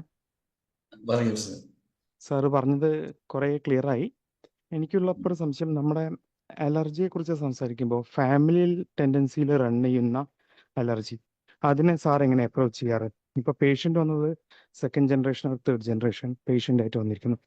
Grand ഫാദറിനുണ്ട്, മദറിനുണ്ട്, കുട്ടിക്കുണ്ട്. ഇപ്പൊ കുട്ടിയാണ് സാറിന്റെ പേഷ്യന്റ് ആയിട്ടുള്ളത് എന്നുണ്ടെങ്കിൽ സാർ എങ്ങനെയാ ആ കേസിനെ അപ്രോച്ച് ചെയ്യുക? ഓക്കെ, നമുക്ക് ഇന്ത്യ മഹാരാജ്യത്തിൽ ഒരു കൾച്ചറുണ്ട്, ഒരു സിവിലൈസേഷൻ എന്ന് പറയുന്ന പോലെ കേരളക്കാർക്ക് മലയാളികൾക്ക് ഒരു കൾച്ചറുണ്ട് എന്ന് പറയുന്ന പോലെ ഓരോ വീട്ടിലും ഒരു കൾച്ചറുണ്ട്. ആ കൾച്ചറിൽ ഒരു കുട്ടിക്ക് സുബോധം വരുന്ന 1ാമത്തെ വയസ്സ് 2ാമത്തെ വയസ്സിലൊക്കെ തന്നെ നമ്മൾ ഇത് തന്നെയാണ് ആ വീട്ടിലെ കൾച്ചർ. വളരെ വളരെ ഉദാഹരണം പറയുവാണെങ്കിൽ, അപ്പോൾ ഗ്രാൻഡ് മദർ ചോദിക്കുകയാണ്, മോളെ നീ നിന്റെ കൊച്ചിന്റെ തല തോർത്തിയായിരുന്നോ? അയ്യോ ഞാൻ നന്നായിട്ട് തോർത്തി. എന്നിട്ട് എന്തേ നീ രാസനാദിപ്പൊടി ഇടാത്തത്? അപ്പോ തല തോർത്തിയില്ലെങ്കിൽ നീരിറക്കം ഉണ്ടാകും എന്നുള്ളൊരു കൾച്ചർ അവിടെ നിലനിൽക്കുക. ഇങ്ങനെയൊന്നും ഇല്ലെന്ന്. നമ്മൾ മഴയത്ത് പിള്ളേർ കളിച്ചിട്ട് വന്നാൽ, ഞങ്ങളൊക്കെ 7 വയസ്സൊക്കെ ഉള്ള പ്രായം മുതൽ ഞാൻ ഓർക്കുന്നുണ്ട്, രാവിലെ 7 മണി മുതൽ കലക്ക വെള്ളത്തിൽ തോട്ടിൽ പോയി കളിക്കും, കുളിക്കും. അത് കഴിഞ്ഞിട്ട് 9 മണിയാകുമ്പോൾ ആ വെള്ളത്തിൽ മഴ അതിനെ ക്ലീൻ ചെയ്ത് വീട്ടിലെത്തും, ഒരു നിക്കറൊക്കെ ഇട്ടും സ്കൂളിൽ പോകുന്നൊരു കാലം ഉണ്ടായിരുന്നു. മഴ നനഞ്ഞാൽ കുഴപ്പമില്ല. ഇന്ന് ഏത് അമ്മയാണ് പറയുക? ആ അമ്മ പറയുന്നത് എന്താണ്? ഒരു 4 5 മുളക്കാന്ന് ഒരു പോപ്പി നാനോ കൂട മേടിച്ചു കൊടുത്തിട്ട് പറയും, മോനെ മഴ നനയല്ലേ. ഞാൻ ഒരു അലർജിയുടെ കാര്യം പറഞ്ഞു, മഴ നനയല്ലേ. അപ്പൊ എന്താണ്, 20 അടിയേ ഉള്ളൂ ഓട്ടോറിക്ഷ നിർത്തുന്ന സ്ഥലത്ത് നിന്ന് വീട്ടിലേക്ക്. ആ കുട്ടി ഓടി വരും, അമ്മ കാണുന്നില്ലല്ലോ എന്ന് വിചാരിച്ചിട്ട്. അവിടെ വരുമ്പോ അമ്മ ഒരു അടി കൊടുത്തിട്ട് പറഞ്ഞു, നിനക്ക് അറിയത്തില്ലേ പനി പിടിക്കുമെന്ന്? നിനക്ക് അറിയത്തില്ലേ? കാരണം നീ ഇന്നാള് മഴ നനഞ്ഞപ്പോ ആശുപത്രി പോയതൊക്കെ നീ മറന്നുപോയോ? എങ്ങനെയുണ്ട് ഡോക്ടറെ ശിവശങ്കരൻ? ഇതാണ് ഒരു വീട്ടിലെ കൾച്ചർ. അങ്ങനെയല്ലാതെ ആ കാര്യം മൈൻഡ് ത്രൂ കയറുന്നതാണ്. അല്ലാതെ നമ്മൾ പഠിക്കുന്ന മ്യാസം അവിടെ ഉണ്ട്, ഇല്ലെന്ന് ഞാൻ പറയുന്നത്. മ്യാസത്തിനെതിരായിട്ടൊന്നും എല്ലാം പറഞ്ഞു. There are sorry conditions. ഇതൊക്കെ സോറി കണ്ടീഷൻസ് ആണ്. സിബിലിറ്റിക് നേച്ചർ ഉണ്ട്, സിബിലിറ്റിക് മ്യാസം ഉണ്ടില്ലെന്നൊന്നും ഞാൻ പറയുന്നില്ല. അതുകൊണ്ട് അങ്ങനെയുള്ള കേസുകളിൽ അലർജി ആയിട്ടല്ല വരുന്നതെന്നും ഡോക്ടർക്ക് അറിയാമല്ലോ. അതുകൊണ്ട് ഇതൊക്കെ വരുന്നത് സോറി കേസസ് ആണ്. You can dispose the patient, get the remuneration, revenue മേടിക്കാം, എന്നിട്ട് അവർക്ക് ഈ നോളജ് പറഞ്ഞു കൊടുക്കുക. അടുത്ത ആഴ്ച ഇല്ല ഡോക്ടറെ, ഞാൻ അതിനുശേഷം സുഖമായിട്ട് മഴ നനയുന്നുണ്ടെന്ന് പറയാം. ഞാൻ ഒരു ഉദാഹരണം പറഞ്ഞതാണ്. അല്ലാതെ ഫാമിലിയിലായിട്ട് ഒരു അലർജിയും ഫോളോ ചെയ്യുന്നില്ല. നമ്മളത് by word, by action, by deeds നമ്മൾ അത് ക്രിയേറ്റ് ചെയ്യുകയും നിലനിർത്തുകയും കൾട്ടിവേറ്റ് ചെയ്യുകയും ചെയ്തുകൊണ്ടിരിക്കുന്നതുകൊണ്ടാണ് അത് നിലനിൽക്കുന്നത്. അല്ലാതെ ഒരു വീട്ടിലും വീട്ടിൽ എന്ന് പറഞ്ഞാൽ ഒരുമിച്ച് താമസിക്കുന്നത് മാത്രമല്ല, ഒരു ഗ്രാൻഡ് ഫാദറിൽ നിന്നും ഒരു അലർജി അടുത്ത തലമുറയിലേക്ക് വരികയോ ഒന്നുമില്ല. നിങ്ങൾ ഈ അലർജിയിൽ ആ ചെയിൻ ബ്രേക്ക് ചെയ്യാം. Just as we say the മാസം tendency can be cut short എന്ന് പറയുന്ന പോലെ തന്നെ നമുക്കിത് നിർത്താൻ പറ്റും. Why you should be connected to these unwanted programs. അത് അന്നേരം തന്നെ നിർത്താം. അങ്ങനെയാണെങ്കിൽ നമ്മൾ ഈ കുട്ടിയെ ചികിത്സിക്കുന്നു, നമ്മൾ മദറിനെ എഡ്യൂക്കേറ്റ് ചെയ്യുന്നു. ബട്ട് ഗ്രാൻഡ് മദർ എപ്പോഴും അവരെ തിരുത്താൻ പറ്റുന്നില്ല, നമ്മൾ ഗ്രാൻഡ് മദറിനെ കാണുന്നില്ല. ഈ കോൺസ്റ്റന്റ് ആയിട്ട് ആ സ്റ്റിമുലസ് വന്നുകൊണ്ടിരുന്നു കഴിഞ്ഞാൽ അപ്പോ അതിനെ നമുക്ക് വീണ്ടും ഈ നമ്മൾ ഫിനോമിനയിലേക്ക് നയിക്കുമോ? എടുത്തു വരുന്നത് കുട്ടിയെ കൊണ്ട് അമ്മയാണ് വരുന്നത്. അമ്മയോട് പറയുക, ഞാൻ ഇവിടെ എടുത്ത ക്ലാസ് ഒക്കെ നിങ്ങൾ ഗ്രാൻഡ് മദറിനോട് പറയുക. അപ്പൊ ഞാൻ ചോദിക്കും, എത്ര വയസ്സുണ്ട് അമ്മയ്ക്ക്? അമ്മയ്ക്ക് 60 വയസ്സ്. എഡ്യൂക്കേറ്റഡ് ആണോ? Yes she's. അങ്ങനെയാണെങ്കിൽ ഇതൊക്കെ പോയി പറഞ്ഞു കൊടുക്കുക. അതേസമയം ഒരു 85 വയസ്സായ സ്ത്രീയാണ്, ഓൾമോസ്റ്റ് ബെഡ്രിഡൺ ആണ്. അവരോട് പോയി ഇതൊന്നും പറഞ്ഞു കഴിഞ്ഞാൽ അവർക്കൊന്നും മനസ്സിലാകത്തില്ല. And she is no more going to be influential in the family also. She is not going to dictate times on you or your grandchildren or children. അപ്പൊ അവരെ കോൺസ്റ്റന്റ് ആയിട്ട് ആ സ്റ്റിമുലസ് വന്നുകൊണ്ടിരുന്നു കഴിഞ്ഞാൽ ആ ഫിനോമിന വീണ്ടും റെക്കർ ആവുമോ? ഇല്ല sir, അത് depends upon how we are accepting that, അല്ലേ? നമ്മൾ ഇത് മാത്രമല്ലല്ലോ, നമ്മൾ പാത്രവുമില്ലേ, how we are accepting that instruction. എത്രയോ കൊച്ചു പിള്ളേര് അമ്മമ്മ അങ്ങനെയൊക്കെ പറയും. ഞാൻ പോയി ഡോക്ടറെ മഴയത്ത് കളിക്കും, അമ്മമ്മ അങ്ങനെ പറയും, പൊടിയടിക്കരുത്. ഞാൻ അമ്മമ്മയെ കാണാതെ കൂട്ടുകാരുടെ കൂടെ പോയി പൊടിക്കകത്ത് കളിക്കും. എന്നിട്ട് എന്താ മനസ്സിലായി? അങ്ങനെ ഡിഫറെന്റ് ടൈപ്സ്. അപ്പൊ അത് അമ്മയുടെ സപ്പോർട്ട് ഉണ്ടെന്ന് പറഞ്ഞു കഴിഞ്ഞാൽ മോന് ഇതിനെ ഒരു റിവോൾട്ട് ചെയ്യാനായിട്ടുള്ള ഒരു ടെൻഡൻസി ഉണ്ട്. It's not revolting, it is understanding. എത്രയോ കുട്ടികളെ നമുക്ക് മാറ്റാൻ തീർച്ചയായും. ഇപ്പൊ എനിക്ക് മനസ്സിലായി ഡോക്ടറെ, പരീക്ഷ ഡോക്ടർ പറഞ്ഞതോടുകൂടി എനിക്ക് മനസ്സിലായി. So I can manage. Dust manage ചെയ്യാം, വെള്ളം മാനേജ് ചെയ്യാം, കുളിക്കാം. ഐസ്ക്രീം കഴിക്കണോ? എനിക്ക് കഴിക്കണമെങ്കിൽ കഴിക്കാം, കഴിക്കണ്ടെങ്കിൽ കഴിക്കണ്ട, അത്രേ ഉള്ളൂ. അപ്പൊ ഐസ്ക്രീം കഴിച്ചാൽ നിങ്ങൾക്ക് തൊണ്ടവേദന വരും? ഇല്ലെന്നേ. ഐസ്ക്രീം എനിക്ക് ഇഷ്ടമില്ലാതെ കഴിച്ചാലാണ്, അല്ലെങ്കിൽ കിട്ടാതെ വരുമ്പോഴാണ് തൊണ്ടവേദന. അത് കഴിഞ്ഞ ദിവസം ഞാൻ ക്ലാസ്സിൽ പറഞ്ഞതാണ്. Clear sir, thank you. Okay, Surya എന്തെങ്കിലും ഉണ്ടോ? വേറെ ആർക്കെങ്കിലും എന്തെങ്കിലും പറയാനുണ്ടോ? അനിൽ? നമ്മളെ ബ്ലഡ് ടെസ്റ്റിൽ ഇപ്പം AEC ഒക്കെ കൂടുതൽ കാണുന്നു എന്ന് പറഞ്ഞ് പേഷ്യന്റ് നമ്മുടെ മുമ്പിലെ എത്തുവാണെങ്കില്, അപ്പം അവന് ഭയങ്കര തുമ്മലാണ്, അവന് AEC ഒക്കെ ഒത്തിരി കൂടുതലാണ്, 1000 മേളിലാണ് എന്നൊക്കെ പറഞ്ഞ വരുന്ന ഒരു കേസ് ആണെങ്കിൽ നമ്മളപ്പം നിങ്ങൾ അതിനകത്ത് എന്തിനാണ് ഉള്ള രോഗിയെ പോയി ബ്ലഡ് ടെസ്റ്റ് ചെയ്യുന്നത്? നിങ്ങളുടെ ബ്ലഡിൽ ഉണ്ടാകുന്നത് ആഫ്റ്റർ ഓൾ ദീസ് പ്രോസസ് എന്താണ്? മൈൻഡിൽ തുടങ്ങുന്ന ട്രിഗറിങ് ആയിട്ടുള്ള conflict brain through a particular part of the ബോഡിയിൽ അഫക്റ്റ് ആകും. It may be a scratching, it may be of course ബ്ലഡിലുള്ള ഉണ്ടല്ലോ ഹൈവ്സ് എന്ന് പറയുന്ന, അർട്ടിക്കേരിയ എന്ന് പറയുന്നത് ബ്ലഡിൽ ഹിസ്റ്റാമിൻ ചേഞ്ചസ് എന്നൊക്കെ പറയുന്നുണ്ടല്ലോ. ഇതൊന്നും നടക്കത്തില്ലെന്നല്ല പറയുന്നത്. But they are the results of disease, not the causation of disease. നമ്മളെ അങ്ങനെ തെറ്റിദ്ധരിപ്പിക്കുകയാണ്. ഇന്ന് വന്നയാളോട് ലാബറട്ടറിയിൽ ഇരിക്കുന്ന ഒരു നേഴ്സാ പറഞ്ഞ, ട്രൈഗ്ലിസറൈഡ് ഇത്രയും കൂടുതലുണ്ട് കേട്ടോ, ഒരു വർഷത്തിനുള്ളിൽ തട്ടിപ്പോകാൻ സാധ്യതയുണ്ട് കേട്ടോ. ഈ നേഴ്സാണ് പറഞ്ഞ് പേടിപ്പിക്കുന്നത്. ഈ നേഴ്സ് അങ്ങനെ പറഞ്ഞ് അവരൊരു വലിയ നോളജബിൾ പേഴ്സൺ ആയിട്ട് ആ ഒരു സ്ഥാപനത്തിൽ നിൽക്കുവാണ്. അല്ലെങ്കിൽ ലാബില് ടെസ്റ്റ് ചെയ്യുന്ന ആള്, അയാൾക്ക് അത് പറയേണ്ട കാര്യമുണ്ടോ? നിങ്ങൾ എന്തിനാണ് ടെസ്റ്റ് ചെയ്യാൻ പോയത്? വളരെ സിമ്പിൾ അല്ലേ? തുമ്മലുണ്ട്, തീർന്നു. മൂക്കിന്ന് ആക്ഷി എന്ന് പറയുന്നു, മൂക്കിന്ന് കുറച്ച്. അത് ഹീലിംഗ് സ്റ്റേജ് ആണ്. Healing of what? A conflict. ആ കോൺഫ്ലിക്റ്റ് പിന്നെയും വരുന്നു. അത് രാവിലെ എണീറ്റ്, എനിക്കൊരു 35 വർഷം തുമ്മിയ ഒരാളുടെ കേസ് ഇവിടെ ഇരിപ്പുണ്ട്, ഞാൻ പറയാൻ സാധിക്കും. അദ്ദേഹം ഒരു വാദ്യാരായിരുന്നു, ഒരു സ്കൂൾ ഫിസിക്കൽ എഡ്യൂക്കേഷൻ ടീച്ചറായിരുന്നു, റിട്ടയർ ചെയ്തു. 35 വർഷമായി. ഞാൻ ചോദിച്ചു, എന്താണ് ഈ 35 വർഷമായിട്ട്? ഡോക്ടറെ, ഞാൻ 16 വയസ്സുള്ളപ്പോഴത്തേക്ക് ഒരു വലിയ ക്രിമിനൽ ആക്ടിവിറ്റീസിൽ ഞാൻ പെട്ടു. അന്ന് കുറെ പേര് ഞങ്ങളുടെ അച്ഛനെ തല്ലാൻ വന്നു, വാക്കത്തിയായിട്ട് വെട്ടാൻ വന്നു. അപ്പോഴത്തേക്കും അത്രയും ടെൻസ്ഡ് ആയിരുന്ന ഒരു സിറ്റുവേഷനാണ് ഞാനിത് തുടങ്ങിയത് എന്ന് പറയാണ് പുള്ളി. അപ്പൊ അത് മനസ്സിൽ, അതും ഇതും തമ്മിൽ കണക്റ്റഡ് ആയിട്ട് ഒരു ഡോക്ടറും പറഞ്ഞിട്ടില്ല. ഇയാൾ എന്നും രാവിലെ ഫിസിക്കൽ എഡ്യൂക്കേഷൻ ചെയ്യുന്ന ആളാണ്. രാവിലെ ഇറങ്ങി പുള്ളി ഇത് ചെയ്യും, വർക്ക് അപ്പ് ചെയ്യും. എന്ത് ചെയ്യാം, രാവിലെ ഇങ്ങനെ ഓടിക്കൊണ്ടിരിക്കും, നടന്നുകൊണ്ടിരിക്കും. ഇത് അയാളുടെ റുട്ടീനാണ്, 35 വർഷമായിട്ട് ചെയ്യുന്ന കാര്യമാണ്. രാവിലെ ചെയ്യുമ്പോൾ മങ്കിക്കപ്പെട്ടു, മഫ്ലർ ഇട്ടു, ഇതെല്ലാം ഇട്ടിട്ടാണ് പോകുന്നത്. എന്തിന്? അത് ഭയങ്കര തണുപ്പല്ലേ ഡോക്ടറെ? എന്ത് തണുപ്പാ? കേരളത്തിലെ ഏത് ഭാഗത്തും, തിരുവനന്തപുരം മുതൽ ഇവിടെ കാസർഗോഡ് വരെയുള്ള സ്ഥലത്തും ഒരു ഏറ്റവും കൂടിയ തണുപ്പ് എന്ന് പറയുന്ന ഒരു 18, 19 അത്രേ ഉണ്ടോന്ന് എനിക്കറിയത്തില്ല. 20 താഴെ പോകുന്നുണ്ടോന്ന് എനിക്കറിയത്തില്ല. അത്രേ ഉള്ളൂ നമ്മുടെ ടെമ്പറേച്ചർ. അതേസമയം കാനഡയിലും അല്ലെങ്കിൽ മോസ്കോയിലും അല്ലെങ്കിൽ നോർത്ത് അമേരിക്കയിലും ഒക്കെ ഉള്ള മനുഷ്യർ -20ലും 30ലും 40ലും ജീവിക്കുമ്പോൾ അവരാരും തുമ്മുന്നില്ല. കാരണം അവർക്ക് കമ്പ്യൂട്ടർ നോക്കുമ്പോൾ പറയും ഇന്നത്തെ ടെമ്പറേച്ചർ -42 വരെ പോവാം.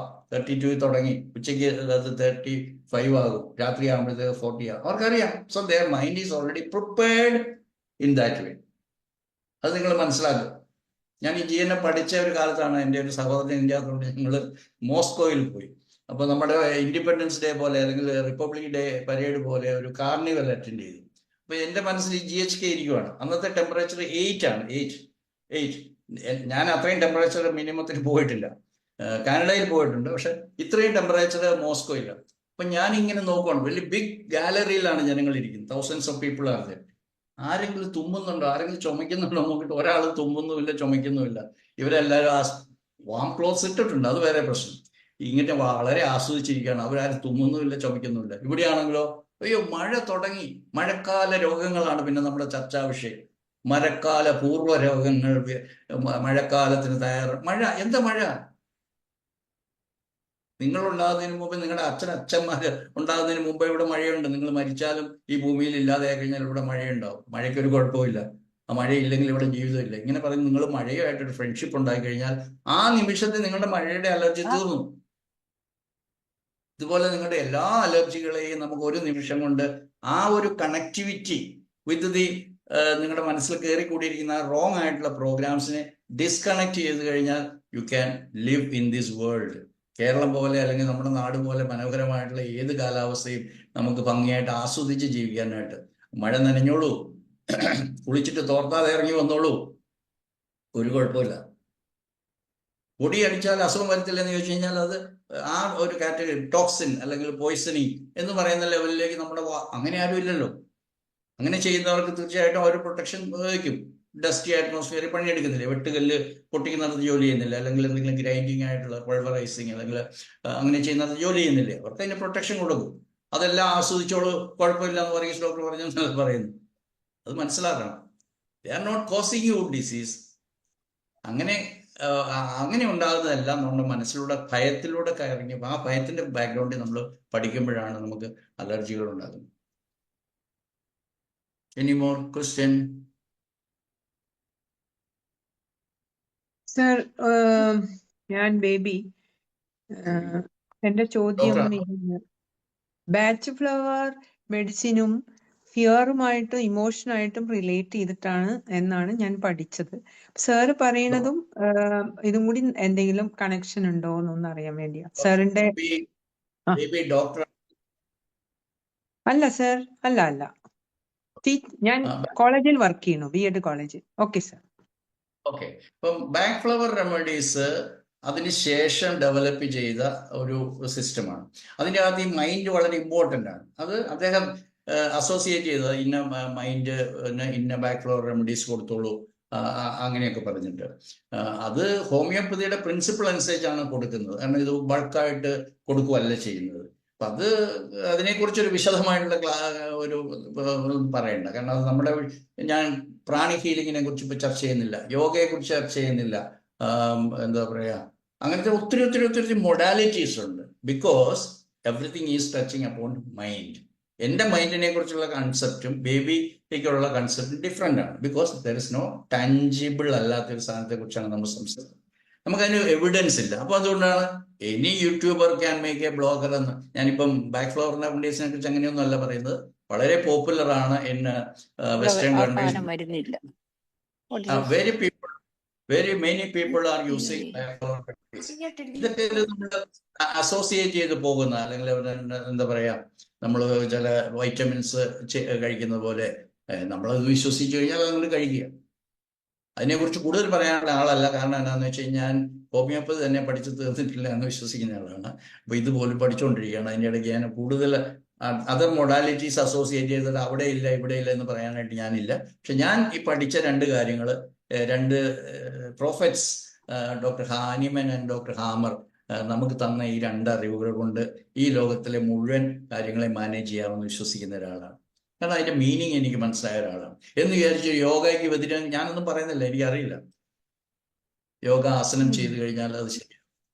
ബഹുമാനപ്പെട്ട ഡോക്ടർ വേണുഗോപാൽ ഉണ്ട്. Come on my friend Venugopal, hand raise ചെയ്ത് അൺമ്യൂട്ട് ചെയ്തോണ്ട് ചോദിച്ചോളൂ. ഹലോ ഡോക്ടർ, വീഡിയോ ഒക്കെ നമസ്കാരം. ഞാനിപ്പോ ഒരു ഡൗട്ട് ചോദിച്ചത്, നമ്മൾ ഈ ഹോമിയോപ്പതിയിലാണെങ്കിലും ഈ GNM-ലാണെങ്കിലും ഇപ്പൊ കേട്ടിടത്തോളം ലൈഫ് സ്പേസ് എടുക്കുമ്പം നമുക്ക് ഒരു ഐഡിയ കിട്ടും. പക്ഷെ എല്ലാവർക്കും ഇപ്പൊ നമ്മുടെ അടുത്ത് വരുന്ന പലരും എഡ്യൂക്കേറ്റഡ് അല്ല, അവർക്ക് പാസ്റ്റ് മെമ്മറി ഒന്നും ഇല്ലാത്ത ആൾക്കാന്ന് നമ്മളിതെങ്ങനെ ട്രേസ് ചെയ്യും? ഒരു സംശയമാണ് അത്.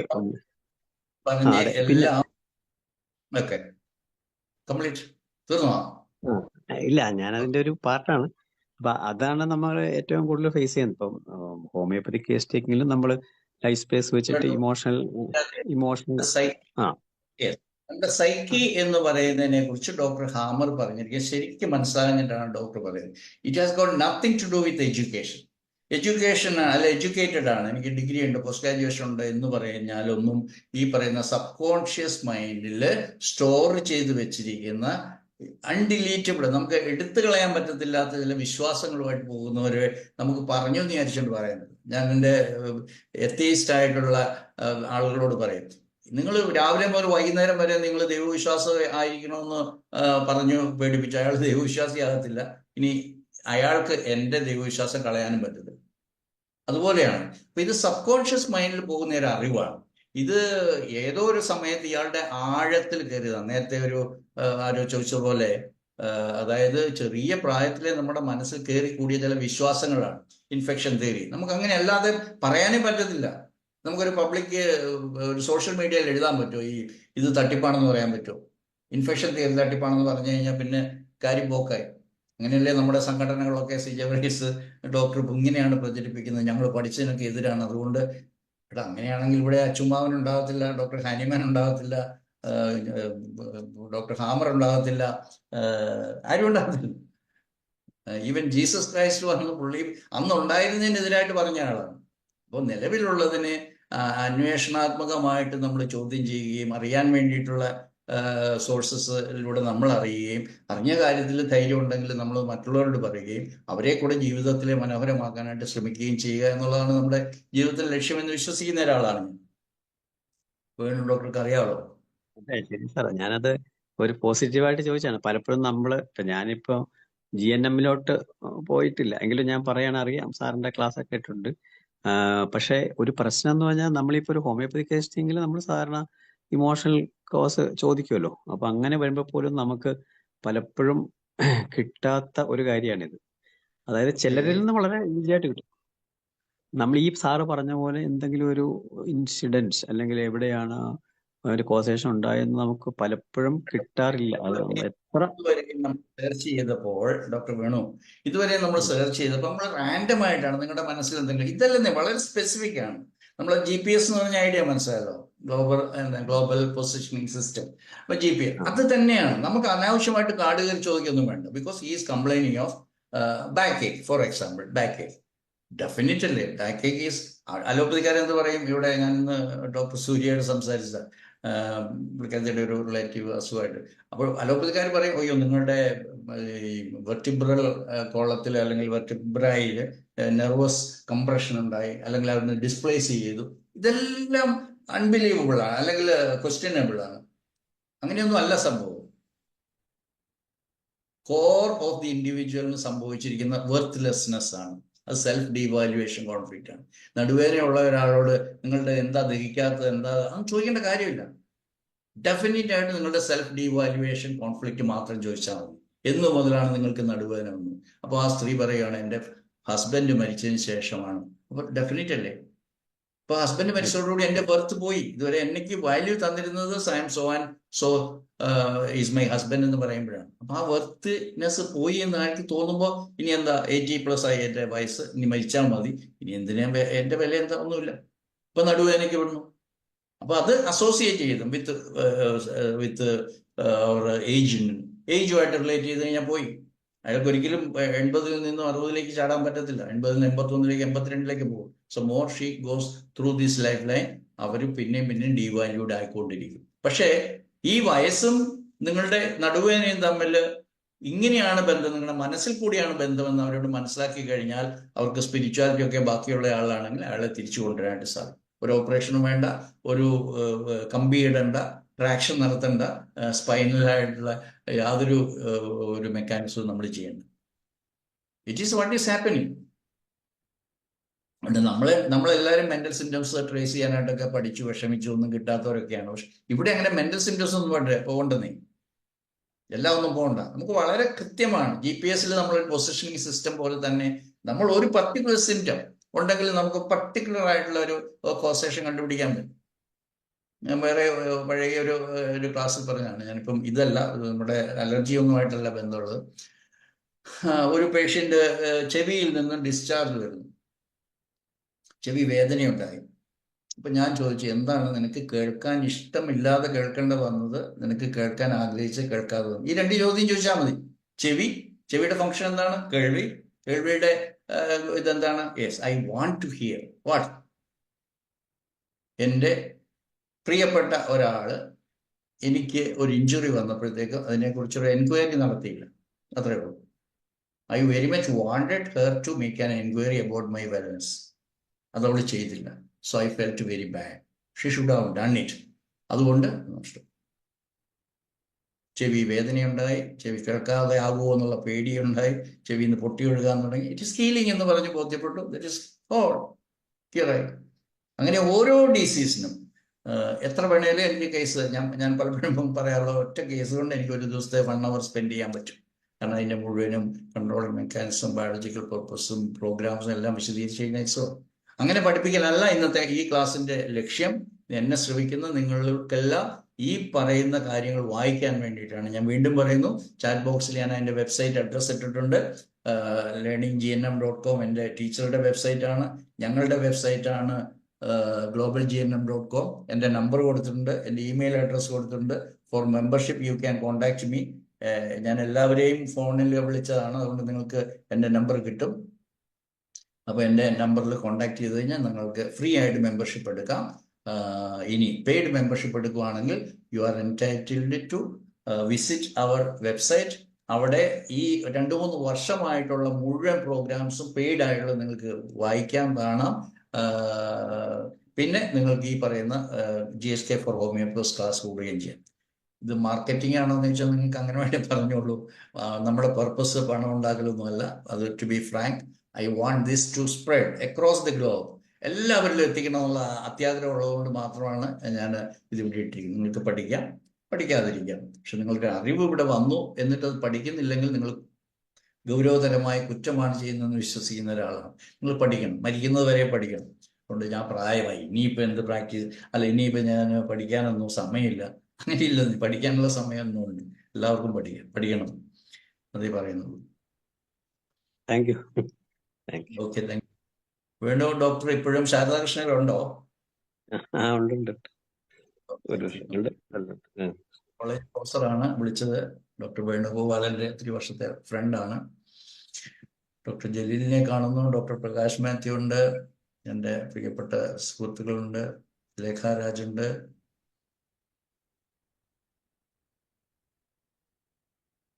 ആർക്കെങ്കിലും എന്തെങ്കിലും സംശയം ചോദിച്ചോളൂ, അല്ലെങ്കിൽ നമുക്ക് വൈൻഡപ്പ് ചെയ്യാം.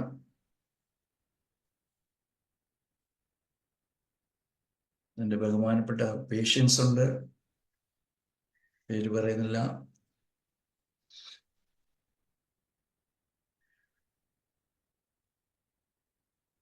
ചാറ്റ് ബോക്സിലാരും എന്തെങ്കിലും ഉണ്ടെങ്കിൽ ചോദിക്കാം സാറിനുമായിട്ട്.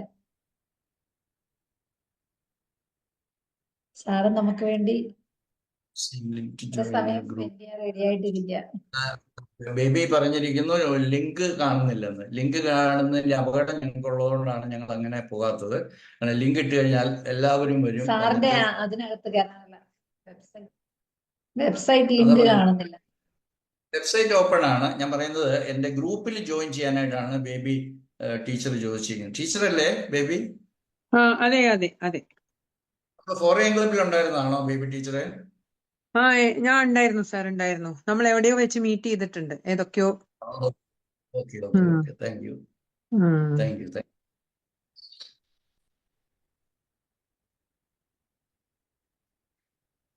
ഫോറിൻ ക്ലബില് പലപ്പോഴും ബേബി ഡോക്ടർ ആക്റ്റീവ് ആയിരുന്നു ബേബി ആക്റ്റീവ് ആയിരുന്നു ഞാൻ ഓർക്കുന്നുണ്ട്.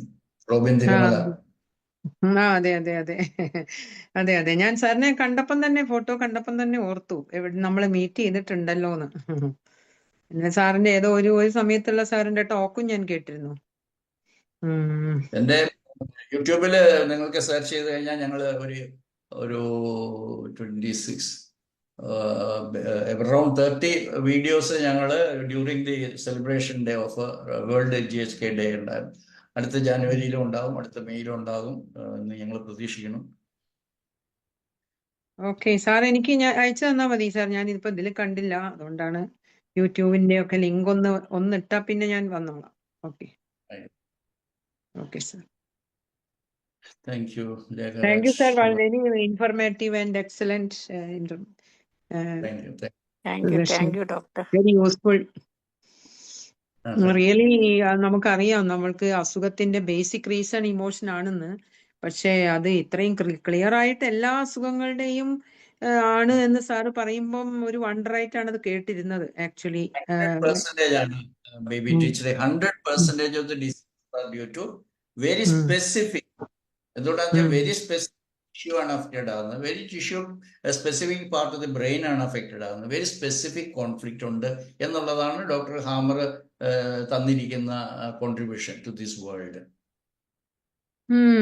എനിക്കൊരു ചെവിക്ക് ഈ അടുത്തതുപോലെ ഒരു പെയിൻ വരികയും അതിന്റെ ശേഷം അവിടെ ഒരു ഇൻഫെക്ഷൻ ഉണ്ടാവുകയും ചെയ്തു. സാറ് പറഞ്ഞതിന് ഞാൻ കണക്ട് ചെയ്തത്, ഞാൻ പെട്ടെന്ന് വീട്ടിലൊന്ന് ഒറ്റയ്ക്കായി പറഞ്ഞാൽ ഹസ്ബൻഡ് കാനഡയിൽ പോയി, ഞാൻ വീട്ടിൽ ഒറ്റയ്ക്കാണ്. അപ്പോ എനിക്ക് ചെറുതായിട്ട് ഇതേപോലെ ഒരു ലോൺലിനെസ് ഫീൽ ചെയ്തിരുന്നു.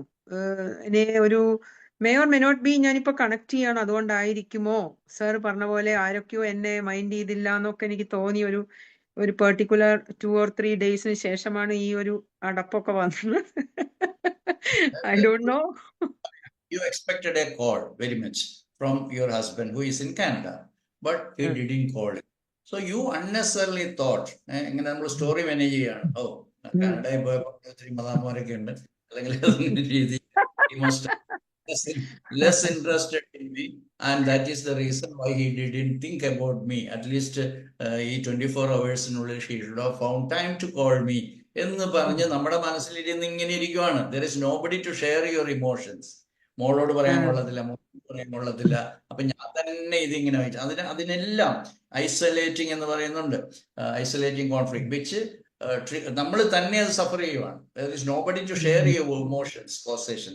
അങ്ങനെ വരുമ്പോഴാണ് അതൊരു പത്തോളജി എന്ന് പറയുന്നില്ല GHKയിൽ, that is starting a program which will call otitis media അല്ലെ otoria എന്നൊക്കെ പറയുന്നത്. കാരണം you wanted very much to hear his voice, but he did not.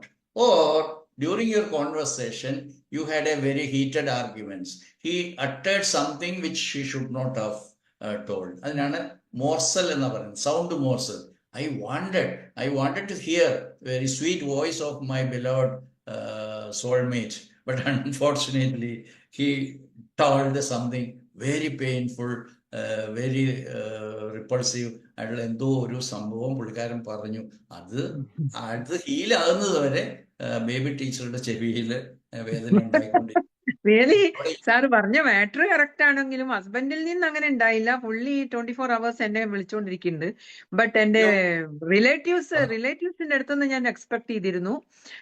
അപ്പോ അവിടുന്ന് എനിക്ക് ഒരു കയറിങ് ആൻഡ് സ്പെഷ്യൽ കൺസിഡറേഷൻ ഒക്കെ ഞാൻ വിചാരിച്ചു. അത് മിസ്സായപ്പോഴാണ് ടീച്ചർ ഉപയോഗിച്ചു. അതായത് ഇൻഫെക്ഷൻ കിട്ടി. ഒരു ഇൻഫെക്ഷൻ എന്ന് പറയുന്നത് doctor Hamer rules out the existence of infection എന്ന് പറഞ്ഞാൽ അണുക്കളില്ലെന്നോ മൈക്രോ ഓർഗാനിസംസ് ഇല്ലെന്നോ അല്ല അർത്ഥം. They are within our body, harbouring in within us. നമ്മുടെ ഏതാണ്ട് 1/10 of the body weight is comprised of these microorganisms എന്ന് പറയുന്നവരുണ്ട്.